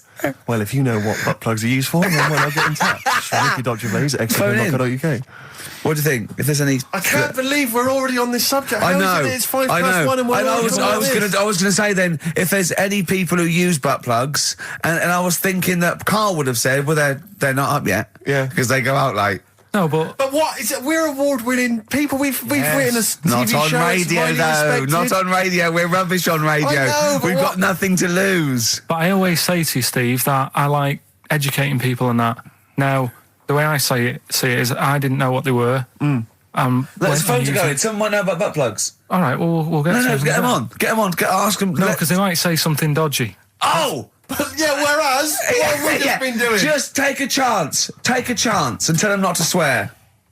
Well, you tell them. Okay. Right, Steve, I haven't got my headphones on. Hello, who's that? Hold on. Who, sorry? Nicholas. Nicholas, hello, mate. You're not going to swear, are you? No, I'm not going to Keep it clean. Yeah. Keep them keen. What were you calling about? I'm phoning about your plugs. About, not my plugs, but sure, plugs in general. What, do you know much about them? No, Are you a I'm plug just user yourself? No, I'm just thinking if maybe you've got some gay friends and you're spending the night at their place, you might want to use one. Right. What, you mean experiment with them, or...? No, so you can make sure they're not going to do anything while you're asleep. Could I suggest, just lock the door? I mean, that is easier to me. Can I make a bigger suggestion? That's probably the most homophobic thing we've had said on the show today. Thanks very much for your call. Right, okay, good. Well, that's why we shouldn't put people on the line. Just, without checking first. I think Carl's made a good point. That's the calibre of listener we've got. Jet, are you going to be my girl on XFM 104.9? I'm Ricky Gervais, with me Stephen Merchant. Over there, little roundy bald head of Karl Pilkington. Good news and bad news. Good news is, boys are back in town, we're here for 2 hours. Hello. Bad news is, we have no monkey news, gay fella news, or little Chinese fella news. Really? We're going to try and, leave that for a week, Yeah. and then maybe come back to it. Yeah. Why do I get the feeling that within 20 minutes we'll be talking about little gay Chinese monkeys? Carl, think of that. We have got monkey news. Have we? Oh, yeah. So we've already broken that promise. Oh, okay. I thought we were going to try and sort of talk about something else. I just done Jonathan Ross show, and they don't talk about the same things every week. It's weird. It is weird. But, or as Carl says, weird innit? Yeah. So, gave this show about 5 plugs. Nice one. Yeah.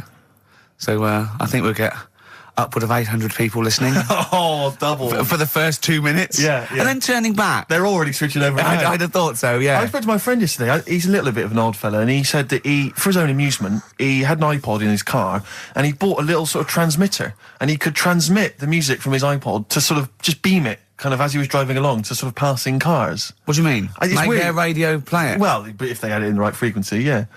I mean, pointless, completely pointless, but not dissimilar to this show, I imagine, in terms of the number of listeners. Yeah, but I was going to say, what's the chances of people having this frequency Absolutely on? pointless. So it's probably about the same, yeah. Do you know what it reminds me of? When I was young, I wanted to get into radio. I was excited in radio. When I was sort of in my, I don't know, I was 11 or 12, my friend and I, we got a little mixing deck, and we used to host our own radio show. Brilliant. From his bedroom. We didn't have a transmitter, so we'd put some speakers in his front garden, in some bushes, and sort of broadcast it to people who were walking Again, by. probably over the week more listeners than this show. Almost certainly. Yeah, I love the idea. It never happened, but I always was hoping that maybe some girls would just come by and just sit and listen. These guys are great. I don't know where these sounds are coming from. It seems to be that bush, but Or Noah Ledman's coming along going, who are these guys? yeah. Can you get on my breakfast show? Can they stand in for me when I go on holiday? Yeah. Yeah. I did, did I say I did sort of pirate radio? No, go on. Got into hospital. Yeah. The normal radio, but you had an eye patch on. Go on. Dad was in hospital, right? And he was having some operation done, right? And went to see him and didn't have that much to say to him, right? So I was sat there. Well, it's awkward though, isn't it, when someone's ill? Yeah. And you don't know what to Boring, say. isn't it? Boring. boring. So I was flicking around on that little radio thing they have. Yeah. And I heard, like, they had a radio station in the hospital. So I said, oh, I'm going to go and join this. So I wandered off to go and find it. Yeah. Sort of joined that. Did a little show on there. Thought I can sort of get out to the masses here. My mate made a little transmitter. Did a little pirate radio show from the... got kicked out because they found out, and apparently I put the station at risk because all the stuff could have been taken off us. But from Little Acorn, 16 years later, he's on a show with less listeners. Yes. Brilliant. Can you imagine if you've gone into hospital, you're already pretty depressed, there's the fear of these bugs, super bugs in the hospital. Yeah. Maybe you've got some quite serious illness, you know, Yeah. you don't know if you're going to make it. His voice is what you hear to cheer you up. All right, weird, isn't it? I saw a programme about a parasite the other night. Yeah. Apparently, they get in through your eye and eat their way up through your genitals. Yeah. Anyway, You here's think you've got it Radiohead. bad? Yeah, exactly. Play a record, Carl. Bit of Stone Roses, yeah? Oh, Fool's Gold. Classic. Stone Roses, Fool's Gold. XFM, 104.9. Brilliant. Can't help but notice you've brought some sandwiches in, Rick. What's in them there? Cheese and onion. Cheese and onion? Yeah. Because I've never, ever seen you make sandwiches before. I've seen you take a piece of bread out of a loaf Yeah. and sort of fold it in half. Crumbs everywhere. Well, Jane made that for me because I was in a bit of a hurry. I didn't think for a minute that you Why? made Because it looks yourself. neat. Well, they're wrapped in the tin foil. A knife has been used. As opposed to chewing round Yeah, the baguette. exactly, Yeah, breaking it in half. Yeah, yeah, A yeah. la Albert Steptoe. Yeah. Yeah, brilliant. Yeah. Nice. It's great, but the onions are strong. Are they? Making my eyes water. Yeah. If I can't breathe on you, Yeah. it'll cure any sort of skin disease you might have. Skin disease. We watched that, Carl, you know, that Carl was raving about that thing about parasites, about worms coming out your brain and that. And I watched What is it. this? Is it a TV show? Yeah, called Body Snatchers. Right. And it was pretty fascinating. And, I mean, amazingly shot as well. I mean, it's got to win an award for photography. Yeah. And there was one bit that this little girl had been bitten by a mosquito and laid her eggs, and it went to the doctor. She had a lump on her neck, like a boil. And they pulled it out, and it was like a bullet, this maggot. And they put it down, and it was wriggling in her blood, right? But the hole left was sort of aesthetically pleasing. You know, like that feeling you get, like, I once had an ingrown hair, and I quite liked it when I pulled it out.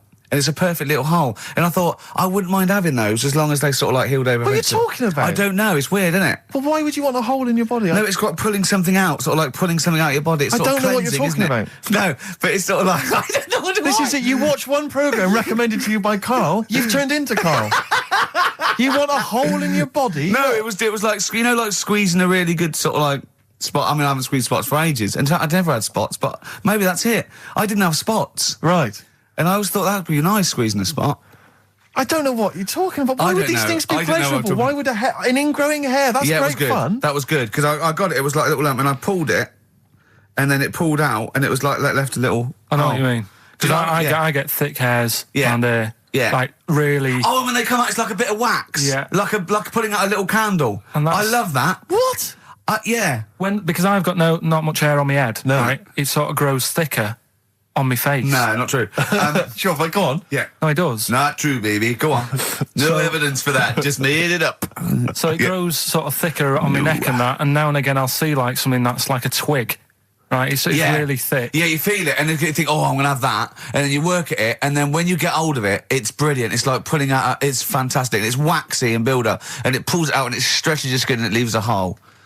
I've just realised why we talk about Chinese people, monkeys and gays every week. Why? Because this is the sort of replacement. This is what we've got if we're not talking about them. But it was great as well. And there's this parasite, right, that lives in a fish, right? And what it does, it changes the fish's behaviour. Because to breed, it has to get its body temperature up, so it has to get into a bird, right? What needs to get into the bird? The The fish? parasite to complete parasite its needs to life get into a cycle, bird, yeah. right. So it changes the behaviour of the stickleback, and it makes the stickleback sort of suicidal. So the stickleback doesn't flee when it sees a heron; it gets caught, Right. Because this stickleback has changed its behaviour. Carl didn't quite understand this. I Did still you? don't really get it. I watched it and you see like the fat fish and that and you go, oh, it's not well. But I don't understand. Well, all it does is it has to get into a bird because it has to breed. To lay its eggs, it has to have a raise of body temperature. So it has to, a fish is cold-blooded, so it has to get into a bird which is warm-blooded. There's lots of things.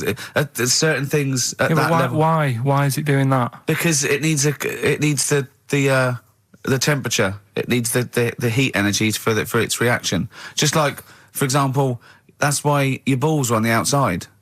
Because the cells have to be a certain temperature to survive. I don't know if it's the sperm or Sertoli cells, but they have to be a couple of degrees below body temperature. Otherwise, they'd be in a nice cage and we wouldn't get kicked in the nads. What do you mean? That's why your testicles are on the outside of your body. They have to be a couple of degrees below body temperature. Yeah, but it's not... That isn't why they're there. You see, this is like the chat we had last week about the giraffe having a long neck. What do you mean? They're there because that's where they happen to be. They didn't go, right... Well, that's what evolution is. It's a selection process. It's not a will. The balls didn't say, look, I'm too hot, let's get us outside, let's get outside of here! All right, hang on a minute then. What? So a little man monkey, right? Theirs are in the same place as ours. Yeah. But they're walking around naked, so it could be anywhere. They could be, like, on the back. It doesn't matter where they are. They call it... Well, they could be on the back, yeah. So why aren't they? This is a completely different... Steve! You started it. I wash my hands of the whole affair. And we're not only back to balls, but we're back to monkey balls. Yes. In one thing from about parasites, we're back to monkey ball news. Yeah. How do we get back to chimp testicle news? All right, then. So this worm's in a fish. Yeah. It's like a little platyhelminth. I think it's some sort of... But what I mean is, why are they about? What do you mean? They Why? evolved. But why haven't they died out? Because they're very successful. Yeah. What do you mean, yeah? What do you mean, yeah? Tell me the brain event that made you say yeah in that 1 second gap. Because in a way I don't get it, and if I think about it too much, it hurts a bit.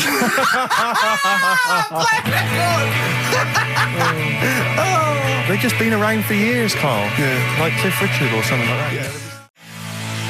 Roll Over DJ by Jet on XFM 104.9. I'm Ricky Gervais, with me Steve Merchant and Karl Pilkington. All right, Karl? Yeah. Bit miserable today, Karl. Let me explain why. Go on. Steve, and to you, the listeners. Well, we came in to a big bunch of stuff. Dropped off who was it? Becky from Marks and Spencer. Just like lovely stuff. Food, presents for the cat, books, just, to Ricky and Steve who do the show, right? Ricky Gervais and Steve Merchant. GQ presenters of the year. Creators of The Office, right? Award winning. Carl's looking over. I go, maybe, it's not for you, no. And then he told me why he's grumpy anyway. Go on. Do you know what XFM are giving everyone? How long have you been here? About 6 years. What are you getting for Christmas from XFM? 2 CDs. Is that of your choice, or do they choose them? There's a list of about 30. Right. Tell them what you About chose. 30 CDs. I've gone for Kings of Leon album Yeah. and the Best of Bob Marley. Haven't we, given them away in the past or something? Or you could have burnt them off, couldn't you? You could have done copies. Illegal, but you could have done that. Anytime you wanted. I don't think Bob Marley minds if you bootleg his CDs. It's out of order, though, isn't it? It is bad. Although Is that always the case? Has it always been the truth of all the time you've been here? No, it has been better than this. Yeah, although you do get paid quite well and you do have an easier time. Yeah, but don't give me the CDs then. If it was a milkman, you don't go, I have 2 bottles of semi-skimmed. Happy Christmas. Yeah. That is a valid point. Do you know what I mean? You complained? Who is it who made this decision? There's no point. No point, is there? Why? Just no point. I don't like moaning anyway, just... Has it come from up top? Is it from the capital people? Just everyone. That's what everyone gets. Yeah. Yeah, but will Christian get 2 CDs for getting up at 4:30 every day for about 5 years? And keeping this station afloat. Probably. Yeah. So that's why I'm a bit fed up. What do you listen to first, Marley or Leon? Well, you have a bit of Marley. I'll tell you what Marley's good for as well. You'll go have a little beach holiday, aren't you, over Christmas, going to Lanzarote? Listening to that on the beach, you'll realise how wise XFM are in the long run. You go, well, look, they could have given me 400 quid, right? I'd have spent that. But this is, the legend lives the gift on. that keeps on giving. So you're probably, you know what I mean? Think how much what you got to think of is how much all his great songs took, not only from the depth of his soul and, all his sort of angst and knowledge and love, and then all the studio time, the marketing, and they're just giving you one that. They go, don't worry about that, Carl, just have it. And you go, what? All the time we spent with Bob Marley and everything. Have it, Carl, have it, Carl. And then- Gratis. Yeah, have that. Thanks, well done. Carry on. We're still going to pay you for the work. Yeah. That's just some on top. Here's a little piece of bob, free. Yeah, so don't moan, it's extra. It's, they didn't have to give you it at all. Play a record, you ungrateful little swine. Some people, like the homeless, aren't getting anything this Christmas. This is my Except to favourite chill. Elvis Costello track of all time. It's Alison. This wasn't on the list. Right. What? Ricky and Steve are here. Karl Pilkington is away today, so Mr. Ian Cantfield. Stop it! This is my signing off link. Right, look, I'm running into your show now and it's your fault. Mr. Ian Cantfield's with Ricky and Steve today. Jimmy Carr's on X-List duty tomorrow. If you didn't get a request in, I'll see you 10 o'clock next Saturday. Merry Christmas. Comfort and Sound by Feeder on XFM 104.9. I'm Ricky Gervais. With me, Stephen Merchant. Hello there. But no Karl Pilkington. No Karl. He's in Lanzarote. Lanzarote, But as we we have speak. got a very, very special stand-in. It's Camfield. Say hello. I'm so excited to be here. It's Yeah. been, the things I've learned in the last 10 minutes before we've even gone on air. Like, you Yeah. don't have a theme tune. I don't have a theme No. tune. I don't wear headphones. Exactly. Ian wears headphones with a preamp. He's got 3 midgets just brought in his back line. Yeah. Right? They're called Dog, Mongo and Blitzkrieg. Look, Blitzkrieg is up there, like, eating a banana. Yeah. He is the king of rock, the new king of rock. Well, a lot of the people- prince, he's the prince of rock. Obviously, Vance is the king of rock. But we'll be doing that, we're working out who. Over this, and by the way, Camfield, I don't want the Ian Camfield that does XFM and going, and there's fast approaching 1:23, here's Ash. I want the Camfield that goes, I snorted ants with Lemmy. Okay? So, we want the real Camfield. All right. I bought in Metal Christmas. Is that all right? Yeah. That's my only request from this show, that we do play Paul Di'Anno's version of Santa Claus is Coming to Town. The rest of That'll it's be over up to you. Yeah, we're going to play some Christmas tunes. We're going to play some, our favourite hits of the year. But mainly, this is the rock programme. This is the rock programme. What worries me, Rick, is there's a lot of people who listen to our show and they're not regular XFM listeners. They just kind of crawl They're out not of their regular morphine people. stupor on a Saturday afternoon, put the show on. So Yeah. they might not be familiar with Well, Ian's Ian work. Camfield is a young man. He's been in. He's about 14. He's been in radio. It's weird. He's 14, but he's been in radio for 15 and a half years. extraordinary. He was weaned on the milk of a Vance. Yeah. Right. And he's going to be the new. He's going to be the new rock god, aren't you? Well, I'm trying. Yeah. No DJ Camfield. Just go, yeah. Right? And over the 2 hours, I want to work out the 4 pillars of rock, right? I want 4 names, 4 pillars of rock, right? Huge rock pillars. And then I want the king who stands astride them like the archangel of metal. So we'll be asking Ian, every few minutes we'll be asking, right, who's your first pillar of rock? And then, keeping the one that stands astride them. Okay? And how many do we need? Well, we need 5 names then, don't we? The 4 pillars of rock and who stands astride them. Right, Okay. Like the Overlord with these Axe Attack albums. Yeah. Yeah. This is Oasis. Christmas. That was the record before us, and here we are, pre-recorded, because we did this a few weeks ago, because we're not here at the moment, are we? We're away in that. I'm Ricky Gervais, with me Stephen Merchant. Hello there. And Karl Pilkington. Well, He's not actually with us. No. He'll be in some of the best of clips that will be coming up shortly. yeah, this is just us, isn't it? This Doing is just us. We did this. When did we do this, Rick? A couple of weeks back. Hold on, what is it? What It's the day is it? 27th today. Yeah, well, I enjoyed well, Christmas. I loved Christmas. I love Christmas. I had a great Christmas. time. What did you get? Loads of presents. So did and I. I'm glad they made it to number 1. I'm really glad. Stroke, he, she. Yeah, I'm really glad that the pop idols, Cliff Richard, Westlife, made it to number 1. Bo Selector. Bo Selector. Yeah, just delete that. As, Yeah. Okay, well, we're going to play some of the best of, some of the greatest moments of the last 3 weeks Yeah. ever heard on XFM 104.9. What about this? Do you remember this one? Oh, which one is it? I'm Ricky Gervais, with me Steve Merchant. Over there, Karl Pilkington. The man who believes anything. I think it might be a condition due to his little round head. Mm-hmm. It's sort of like, it might be a new condition that we can call cranial spherity, and because it presses on his lobes, and the only sort of upshot of that is he's normal in every way, but he believes everything he reads or Yeah. sees on Anna Nova. All right. Talking of which, Rick, I don't really follow the news. No. It's mainly boring, isn't it? Wars and stuff. Yeah. But I don't know. Well, yeah. Well, it is a war. It's all this nonsense before and after. When it's a war, It's, you know, it's in the middle of the war. You can watch it on telly. True. You get results. True, You know what I mean? Like, you know what I mean? Yeah. Like a test match or something. But it's all this rubbish before and after. It drags on. This recent war seemed, I thought, just generally, it was better presented than the previous one. Because I remember the first Gulf War, it was often during the night, and I couldn't stay up. Yeah, because I think the American had rights to it, like the Tyson fight, so we had to get it at 2 in the morning, Exactly. which is annoying. They had it, you know, their prime time and that. Yeah, and a lot of it was in black and white as well, when the bombs went in. When the bombs going in. So, this time there seemed to be a lot more colourful stuff. Yeah, it's much better coverage. I think they should win awards. Yeah, well, I'd like to see for it. awards, So, yeah. like Channel 4 won for cricket. Yeah, I mean, a few times as well, I was quite pleased to see they actually had footage of the bombs exploding. Yeah.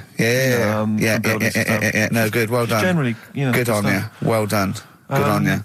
Yeah, I don't know if Costs a lot though, doesn't it? It isn't a costly War's thing. a lot more when you got something like, you know, a Jimmy Carr game show, which probably costs about £100,000. Yeah. Like half an hour war costs millions. It's almost man. as expensive as like Terminator 3 or something. Yeah.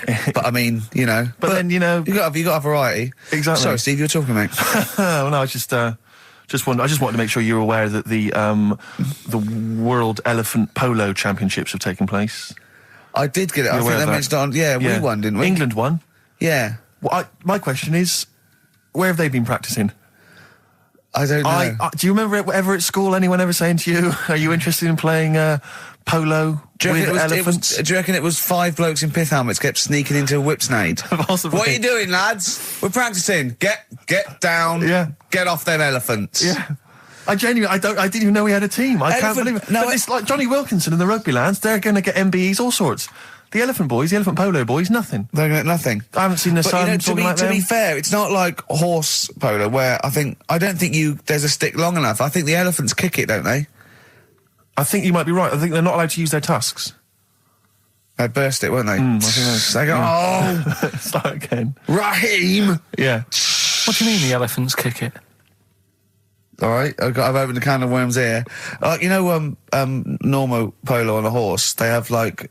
stick and that. Yeah, they whack them, right? But I think it's obviously they're too high up. I think I might be wrong, but I'm pretty sure they just train the elephant to kick it. So it's like- why are people talking about? Why not just let them have a kick about without? Imagine that! And why does horse racing have to have a jockey? Well, they just let the horses go on. Okay, lads, on your no cheating. On your marks, get set, go. You get back here. Get back here. Brilliant. Play record. Right, Adams? Yeah. Yeah. Oh, this is absolutely fantastic. His version of Wonderwall. If you've not heard it Beautiful. yet, you'll be loving it. You'll be loving this. Kings of Leon, California Waiting. Steve, the public have been waiting for us to return. That's true enough. All right? Yeah. They had the best of Oh, I bet last that week. was a joy. They had Camfield and us without Carl the week before. But it's been a while since we've all been together. I'm Ricky Gervais. With me is Steve Merchant. And over there, with his little sunburnedy, baldy head, little Karl Pilkington. Hey. All right? Yeah. That wasn't Steve slapping me head then, by the way. No, that was just him clapping at like Steve Wright in the afternoon. It's a great show. Because it is a good show. Yeah. He's so pleased that we're a posse. Yeah. And we're all back together. 3 holidays Carl's had last year. Yeah. I'd love to have 3 holidays. You've got to start putting the work I in had there. 2 holidays then. No, you had 3 holidays. You went away with Suzanne and her parents. Yeah, well, that doesn't count. It does count. If you book 2 weeks off the firm and you go away and you go, how was your holiday? Go, well, it didn't really count. It wasn't a really good holiday. Can I have them days back, please? My New Year's resolution is to be nicer to you, but Well talk done, sense. you've already broken that. No, but talk sense. Talk sense. You've had 3 holidays this year. And I'm just saying, you're in your 30s now, and 30s is when you should be really putting the work in. That's true enough. To reap the benefits in your 40s, 50s, 60s, 70s, 80s, 90s, and 100. Carl, what's your New Year resolution? What about think before you speak? It's worth... See, I'm consider it. allowed to laugh. I'm allowed to laugh at things other people say, Carl. That one, that is a good suggestion. How was your holiday, Carl? It was all right. Right, brilliant. But that I don't see on the ratio of good to bad in Carl's mind. That might be amazing because we never It might be hear him amazing, singing the mightn't praises it? of anything. I'll tell you what, can we have, a cracking little tune and then come back and hear about Carl's holiday? I'd love to do that, Let's really. keep it tight. Snow Patrol and Run on XFM 104.9. I'm Ricky Gervais. With me is Stephen Merchant and Karl Pilkington. Yeah. So that's 3 for 1. I don't know. All right? Exciting. News. Breaking news is that there's only 2 more weeks of us before we have to go away on a little extended break again. So, can't give any more details yet. We don't know when we can come back because, we don't know what we're doing. We're going to, America. We're doing the Golden Globes, and then we're going to watch the Office pilot being filmed. Yes. And then we got bits. I'm doing a bit of a tour, so it'll be sort of the summer times probably. Yeah. Yeah. I'm saying it like they care. Oh, they don't give a damn. Do you know what I mean? Don't give I a damn. sometimes think that because you think, oh, you don't want to let down the people. You want to keep it consistent. You want to give, but really, I know I like doing this more than anyone listening. Definitely. Do you know what I mean? Definitely. I love coming in. I love squeezing Carl's head. Yeah. I love playing some records. You know, I like sort of sitting in the room with you. I know you love it. Oh. I can't wait. I can't think of anything else I'd rather be doing on a Saturday. Yeah. So we got our Saturdays back though. Yeah, that'd be great. I mean, my alarm went off today, and I was a bit tired because we had a couple of drinks last night, didn't we? Last night, yeah. We had party. We were party animals. I've been looking for an office this week, as you know, and it's so stressful. Just walking around, just talking to agents, right, okay. So my method is this, right? I walk around the area that I want to be an office in because I don't want to hear anything else. I don't want to, you know what I mean? So I walk around. To be fair, it is about a square 500 yards. Yeah. Right? It's sort Your of house is in the centre. yeah. I walk, and so I walk around and look at placards. I go, that's a nice office, and I phone them up. There's loads of different people I'm dealing with, right? And they went, oh, we got one in so-and-so street. I think it was 5th Street or something. I went, oh, yeah, I went along to, I'll see you there in 20 minutes. I got there. You were there, if you remember. I looked around and I said to Steve, it looks all right. There's no pawn shops or anything like that, right? And Steve went, well, it is next to a brothel. And I looked, and there on the next thing, like, model, 1st floor, Susie, 03. I thought, and I phoned him and I said, do you know what? Don't bother coming here. No, I said, no, I said, because it's next to a brothel. He went, yeah. I went, right, okay. Just for future reference, I don't want an office literally next to a brothel, right? When I go to work, I don't want to walk past prostitutes. Call me old-fashioned. Yeah, right? as you're going into work, there's a prostitute. Yeah. Morning. Oh, she's got a cappuccino. Yeah, Starbucks, yeah. Business good? Yeah, it's a bit slow at the moment, but it picks up later this evening, does it really? Good.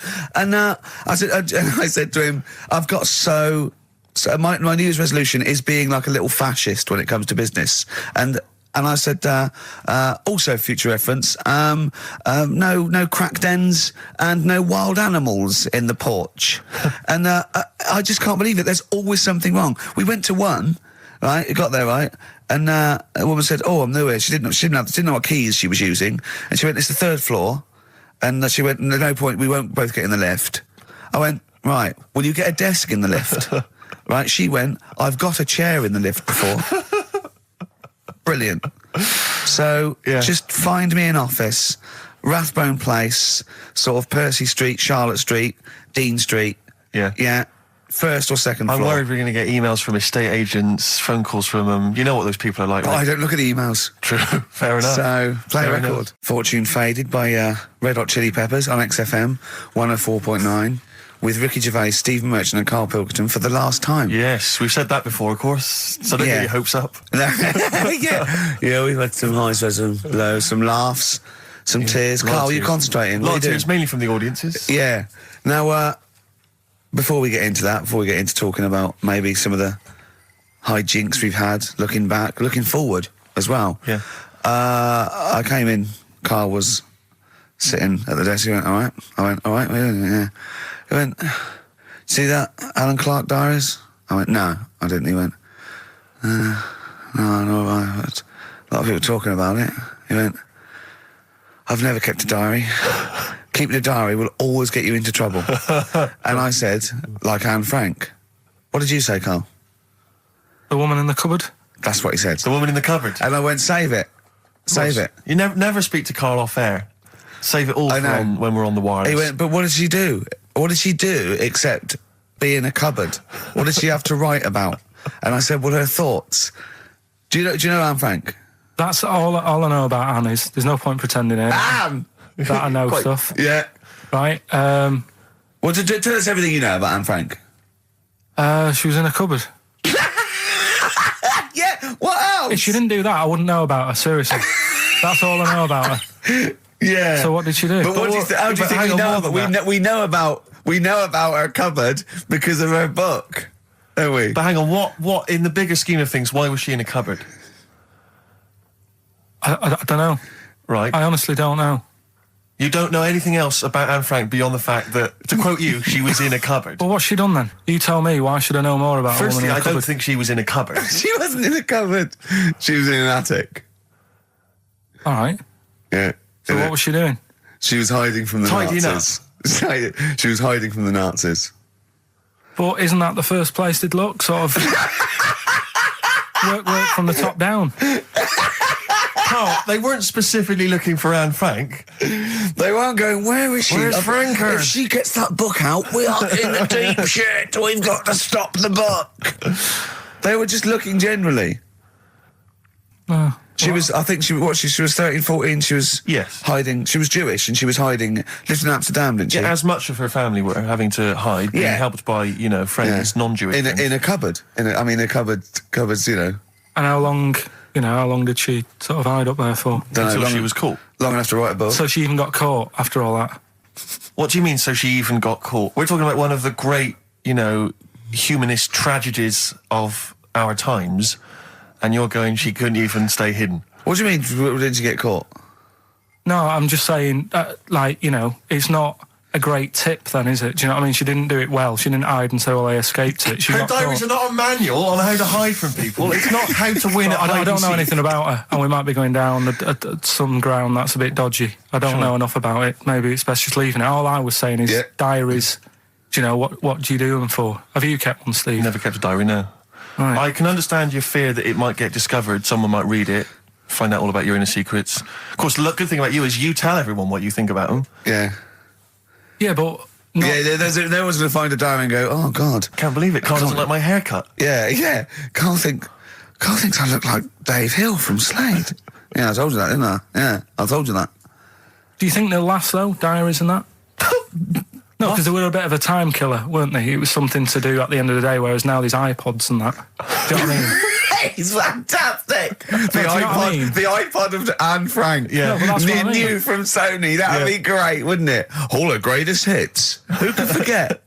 Oh, Well, dear. leave that then. I didn't Should we know it leave was that? that deep. I thought it was just like a, You thought it was like, didn't you? Adrian Mole type thing. Yeah, what are we doing?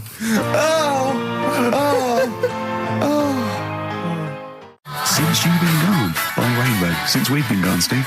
What's been going on, mate? Well, so much has happened, hasn't it, in the world? Politics and stuff. There's been an election and the like. I'm Ricky Gervais, with me Steve Merchant, and our producer, I say producer, It's fun, yeah. Karl Pilkington. All right.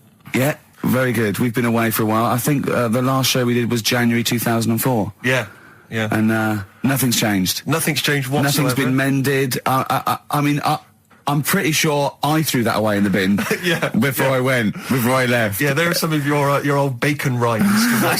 yeah. The spare ribs on the floor. Yeah, nothing's changed at all. Oh, no, that's not true. The listenership has changed. It went down slightly, didn't it, on the last radio show? Well, I don't know. I don't know. Is that what happened? Did it go down slightly, Carl? A little bit, I think. I don't think XFM gets new listeners because I think what happens is, because the reason it goes down just very slightly each time is that their old listeners die. Yeah. Old Definitely. Cure fans dying of... smack addictions. Gout. Yeah. But anyway, I haven't listened to this station for a year and a half, so that's increased by 1, which is probably quite a high percentage. Exactly. I suppose that my question, to you, Rick, would be, why now? Why have you come back now? I was a bit bored of sitting at home. Okay. Yeah. Because we're just here for 6 weeks. 6 weeks. Well, we're standing in for Adam and Joe, aren't we? Yeah. Yeah. How the tables have turned. I remember when they were standing in for us, but... Yeah. I don't know. But the only reason I'm here is because my housekeeper cleans between 1 and 3. Oh, right, that's a good idea. So I just got to get out of the house. And are they listening to XFM? Well, no, she doesn't speak English. I'm not made of money, Rick. if I can help out, a young immigrant lady, then I will do. And there are so many things I can do for her in so many ways. Yeah. But her, picking up my old tea towels and stuff is ideal. So that's why I'm here. But all I'm worried about is I think people kind of associate with the name Ricky Gervais. They associate a certain level of quality. Your live stand-up DVDs, there's a level of quality. You've put a lot of work into them. You've honed it. The TV work you've done, likewise. Should people expect the same from the radio show? Definitely not. No.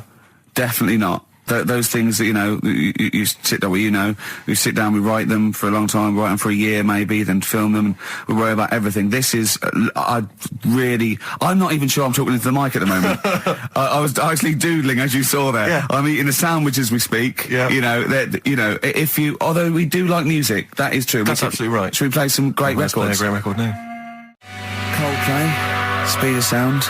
Steve, I know you like an insight to my musical taste, Always. but that's my favourite Coldplay track of all time. I just thought I'd just throw that in. Not a fan of clocks?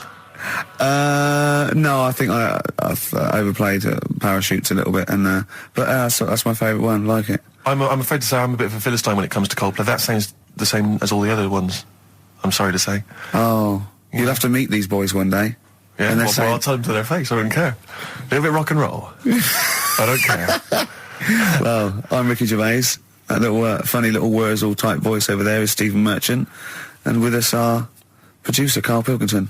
All right. Whenever we say producer, of course, that is in inverted commas. Yeah. Done with the fingers. Well, he didn't have it. I wanted to play some off my iPod today to record it because they didn't have it here. It's a great track called Anthony and the Johnsons. He didn't even have the lead. He went, right, it's difficult. And he went, is it any good? I went, yeah, it's really good. He went, well, why haven't we got it here already then? That's the paradigm, is it? If XFM hasn't got it, it's no good. Four Non-Blondes doing well, is it? That's still in the cupboard, is it? Unbelievable.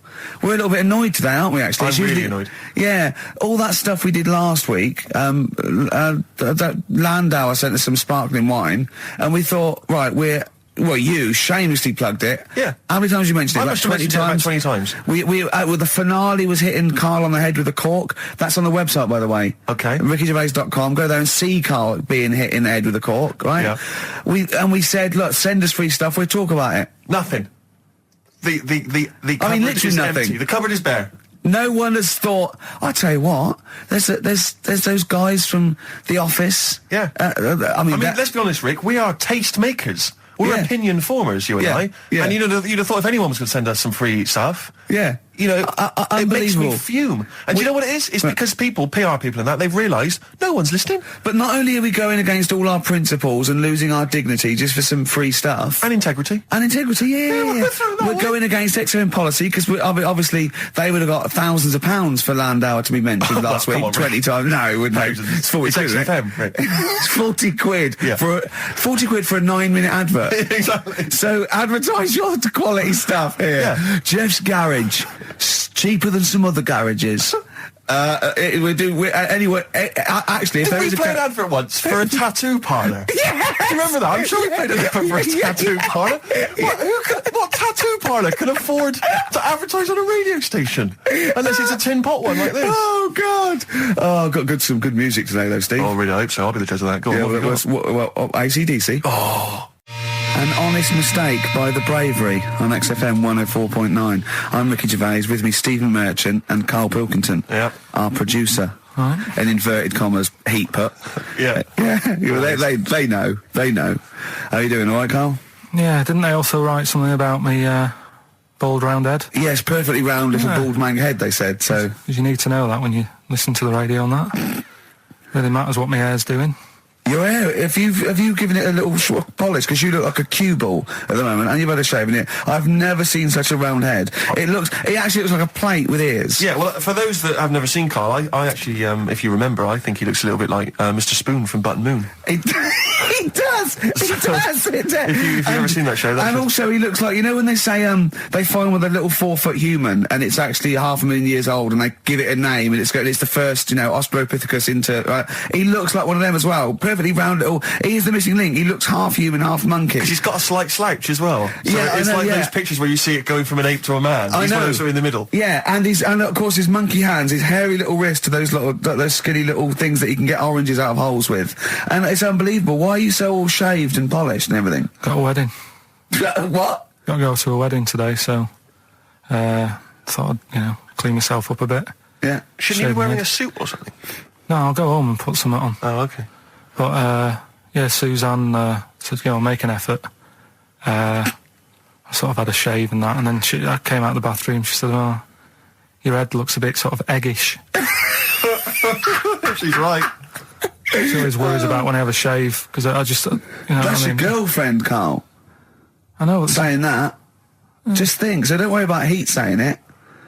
The funny thing is, it's Boyd Hilton, I think, of Heat that wrote it. And he's got a little bald head. Yeah, no, don't slag him off. Yeah, but on the end of his review, does it say, written by Baldy Boyd? No, because it doesn't matter, it's a magazine. Don't worry about it. Looking forward to the wedding? A bit boring, isn't it? But you gotta do it. They're probably listening. Should we do a shot? No, it'll be a great day for them, but I know what will happen. Suzanne will see, all the fuss and that, and then she'll get ideas, and I'll have to let her down and all that. Why is it you don't want to get married again? I always forget. It's just... Who's it for at the end of the day? I've been with Suzanne for 11 years, right? Sure. We're happy. Well, I am. That's what counts. You're never happy. I am. I'm all right. Yeah, no, I know you're happy with Suzanne and everything, but apart from that, you're never happy. You are the most grumpy, moany thing in the world. I mean, I get annoyed, but I'm always happy. I was annoyed here. I was happy coming here, but there was a bloke behind me walking and scuffing his feet. He had a pair of those stupid skulls on, and he was clicking and scuffing. Wear some shoes. You don't have to click. Pick your feet up. Flip-flops annoy me. But I'm happy. I'm just annoyed. You are just like, oh, the world's on me. It's rubbish, this. I know the world's great. It's just sometimes people annoy me by being there, But Steve said I should be locked in one of those towers that princesses used to be locked in fairy tales, because everything annoys me. But you're grumpy. I'm not. I'm all right. Oh, right. Okay, listen, we better play a record soon. But coming up, Steve, I went away with Carl. Okay. It was a little present from Jane. It was a golfing day. I could take someone, took Carl. It was a brilliant day, absolutely brilliant. But it ended with us sort of drinking and chatting and me saying, right, I'm going to bed. Because Carl said the most ridiculous thing he has ever said. Think of that. That's something. Oh, sometimes, Carl, I think you're on another planet. Here's the only ones. Foo Fighters, Best of You on XFM 104.9. I'm Ricky Gervais, with me, Steve Merchant. And Karl Pilkington. All right. Carl's had a bad week. I'm going to say it straight away. He tries to rule out stress in his life. Yeah. But he's had a bit too much stress this week, haven't you? One, a phone call from his mum, stressed him a little bit. Right. Something he said in a magazine about his auntie. Okay. Came back to haunt him. Auntie Nora? Auntie Nora, yeah. Don't name her. No. Oh, she knows who she is. No. Okay, we won't name her. Right, we just say it's the one who farted for 5 minutes, and as he saw a skirt when he was young, and I found it like a split tennis So ball. it could be any of me aunties. That coming up, and also a bloke in Times Online, Chris Campling, did a review of the show, right, and basically said that Karl Pilkington is a creation of Gervais and Merchant. Well, if only that were the case. He said. He started off saying he liked the show. Yeah. He was excited. Said it was a good show. A lot of the jokes. I'm already questioning his critical faculties. Yeah, exactly. And basically said that we didn't contribute much, or seemingly didn't seem to contribute much, and we couldn't sort of like ad lib or anything. We just laughed at, particularly me, laughed at Karl Pilkington, who was coming up with some quite funny stuff. Yeah. Right? But then he does a twist on it. He goes, but the thing is, we're the puppet masters. He's a created person. We've created the persona Karl Pilkington for our own amusement. Right. He bases this on simply that we talked about... What was it we talked about? The Chinese not aging well, and Right. he heard him talk about that on my DVD. But clearly I say, Karl, remember when you were talking about that? It's a news, or remember in the week, and so he thinks it's all scripted now. Imagine if this show was scripted. I'd be ashamed. Yeah. If this show was scripted, I would send back the BAFTAs for the actual shows we've written, and I would say... I'm having a go at Chris Campling. He's nice about our other work. He likes The Office, and he likes my stand-up and everything, and he likes the show, but he's saying... Because we're not spontaneous, we scripted this and invented Karl. So he's like, we've invented another Gareth. If we had created Karl, I would not have squandered a character that good on this poxy radio station. Absolutely. Also, does he know that we spend about 3 months on half an hour script? So how long does 2 hours of drivel? But the main thing is, as if this could be scripted, it's dreadful. It's shocking. Or maybe this is scripted. Hang on, you've lost me there. Let me just check the script. Maybe Chris Campling does not exist. Maybe I've made him up. I don't know what to believe. See, the name doesn't wash with me. What was his name? Chris Campling. Sounds odd. That's something that I made up, isn't Campling's almost like a joke. It's almost like a gay name, isn't it? Oh, he's a Campling. So I think this is scripted. Yeah. I think I've probably made this whole link up, and Karl is a creation. Campling, that's not a real name. No. I made it up. I should have come up with something better. Yeah. Sorry. Forever Lost. The magic numbers, and the magic number is 104.9. Oh. XFM. I'm Ricky Gervais, with me, Steve Merchant and Karl Pilkington. Right, 2 more shows. Till we're off air for I don't know how long. Is that 2 more including this one? Yeah, no. 2 more after yeah, this one. yeah, no. No, it's this is one, and then there's another one. Right, 2 more and that's shows. the last one. There's Okay, 2 right. more shows, yeah. Including this one. Well, starting now. Starting now, it's 2 If more I'd have shows. said this at the end, it might have been ambiguous, That was but I've why said I it at the was beginning, there's 2 hours, that's a whole show, Right. so there's 2 more shows. 2 more shows including this one? Yes, well, Okay. obviously. So 1 more show after It's this only one. 1:05. After this show, 1 more. Yeah, one more, yeah. Next week there's 1 more show, that means 2 altogether. Oh, no, it's only 1 more show. Good night. Okay. Now, it better be a good one, Karl. Have we got Rockbusters? Yeah. To win those prizes? Check. Have we got Monkey News? Check. Is it a real Monkey News, or is it something that's is. slightly made Always up that is. you... What? Always is. Check. Okay. Knob News? Yeah, we've got a bit of knob news, yeah. I'm worried that Knob News, because it's only about penises, is a little bit sexist. Have we got any fanny facts? Can we sort that out for next week? I don't want to alienate our female audience. Welcome to Minge London.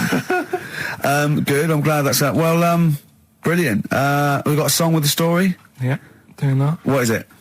I don't want to sort of tell you what it is yet, because the song isn't that great. Do you know what I mean? It's not a song that's like an XFM song, but every time I hear it on, say, like Magic or whatever, Yeah. I have an argument. 105.4. Yeah, I have an argument with Suzanne that, you know, what I think it's about, and she says, don't be stupid, it's not about that, and I'll say, no, it is. And so we're going to decide who's right. Yeah. Well, I don't know what song you're talking about, and I don't know what the argument is, but Suzanne's right. Definitely. No doubt about it. Yeah, we'll have a listen, but I'm hoping that once people sort of listen to it again with my thoughts, every time Well, they this hear it, song sums up what people should think of you. It's don't believe a word. All right? That's the sort of links I'm capable of. If that doesn't bag us as Sony, then nothing will. Landed, Mr. Ben Folds. We've landed on XFM 104.9. Ricky Gervais, Steve Merchant, and little Karl Pilkington, and his magical little manky, round, baldy head. He was described as a wacky mank in one of the papers this week. Really? Brilliant. Well, remember we were talking about it last week, about he came round to my house, and I popped out my Mr. Johnson, sure to take a little look at. And his 2 that made daughters. the papers. That made the papers. Wow. What paper? It wasn't front page of the Times. It must have been like the Daily Star or something. Just squeeze Live 8 in Yeah, the second, yeah. on the second page. Yeah, so wacky mank. Wacky Mank. That's Wacky great. Mank. Wacky Mank. We had an email from someone that reckons they remember you from body popping round Salford way. Yeah, Eccles Precinct, apparently. You know that, don't you? I wasn't doing it round there, though. What do you mean? I was round Stretford. Stretford-Arndale. And what were you doing? What sort of body popping was it? Just a bit of everything. Caterpillar. Bit of moonwalking. Do you have a little piece of liner you used to carry around? Well, mates had that. Right, you didn't Borrowed bother. theirs. Borrowed theirs. Were you any good? But you weren't breakdancing, well, you weren't spinning on your head and stuff, you were more body popping. Well, I hope he wasn't spinning on his head, because, you know, that can sort of give you little brain damage and things. It can give you brain damage. Also, it can wear your head down, and also makes your head perfectly round, Yeah. because the gravity is pulling on But all if you keep on doing it, obviously it's going to wear your hair out, yeah. So you become sort of like a... Stupid, bald, and roundy-headed. Yeah. So You've got to be very I very much doubt that you did do any of that. Did you, Karl? Didn't do any of that. Well... So you're shooting off in a minute, aren't you? Well, yes, because we were trying to make poverty history, Karl. Yeah. People are making poverty history all over the place. They're putting on a wristband, and it seems to be working, because I haven't been poor for ages. I haven't been poor. And Alex had a stop bullying. Alex was wearing a stop bullying wristband, and as he himself said, he seems to have sorted that out. You haven't been bullied I for haven't been ages. bullied for years. So wristbands work. I saw one in a shop window the other day which said, stop child abuse. And I bought one, obviously, because A lot of people say, does it make a difference? But it was only £1, and I'd only spent it on kiddie porn. So, I think I've made a little difference there in a small way. On a serious note, though, I like the idea that child abuse. If you're a paedophile and you're walking along the street in your Mac, right? You got a puppy in one hand, a bag of sweets in the other, and you see this wristband, and you go, "Oh, stop it." Oh, okay then. Yeah, I hadn't thought before. That's what I think. Okay, fair enough. Yeah. I won't be doing that again. Yeah, he was hanging around in Topshop for unsavoury reasons. He saw them in there for only £1. Carl, we haven't got long, have we? We've got an hour and a half because we've got to shoot off. I've got to shoot off down to Live 8 and introduce Rem. So we got a lot to pack in. We got the Rockbusters, and then we give away. I just saw those. I'll finish the sentence in a minute. I look forward to it. I'm getting excited. Yeah. I'm getting excited. So we got so much to pack in. Yeah. I haven't got time to finish all my. So listen, right? You know the things we're giving away. The signed little Homer. The Nigel Tufnell thing and the Flanimals, right? It looks brilliant. They've done a brilliant job, the people here at XFM. So take back all you were saying about them, Carl. And also we should say as well, you've still got a chance to win that, because if you get today's Rockbusters, you go straight into the hat.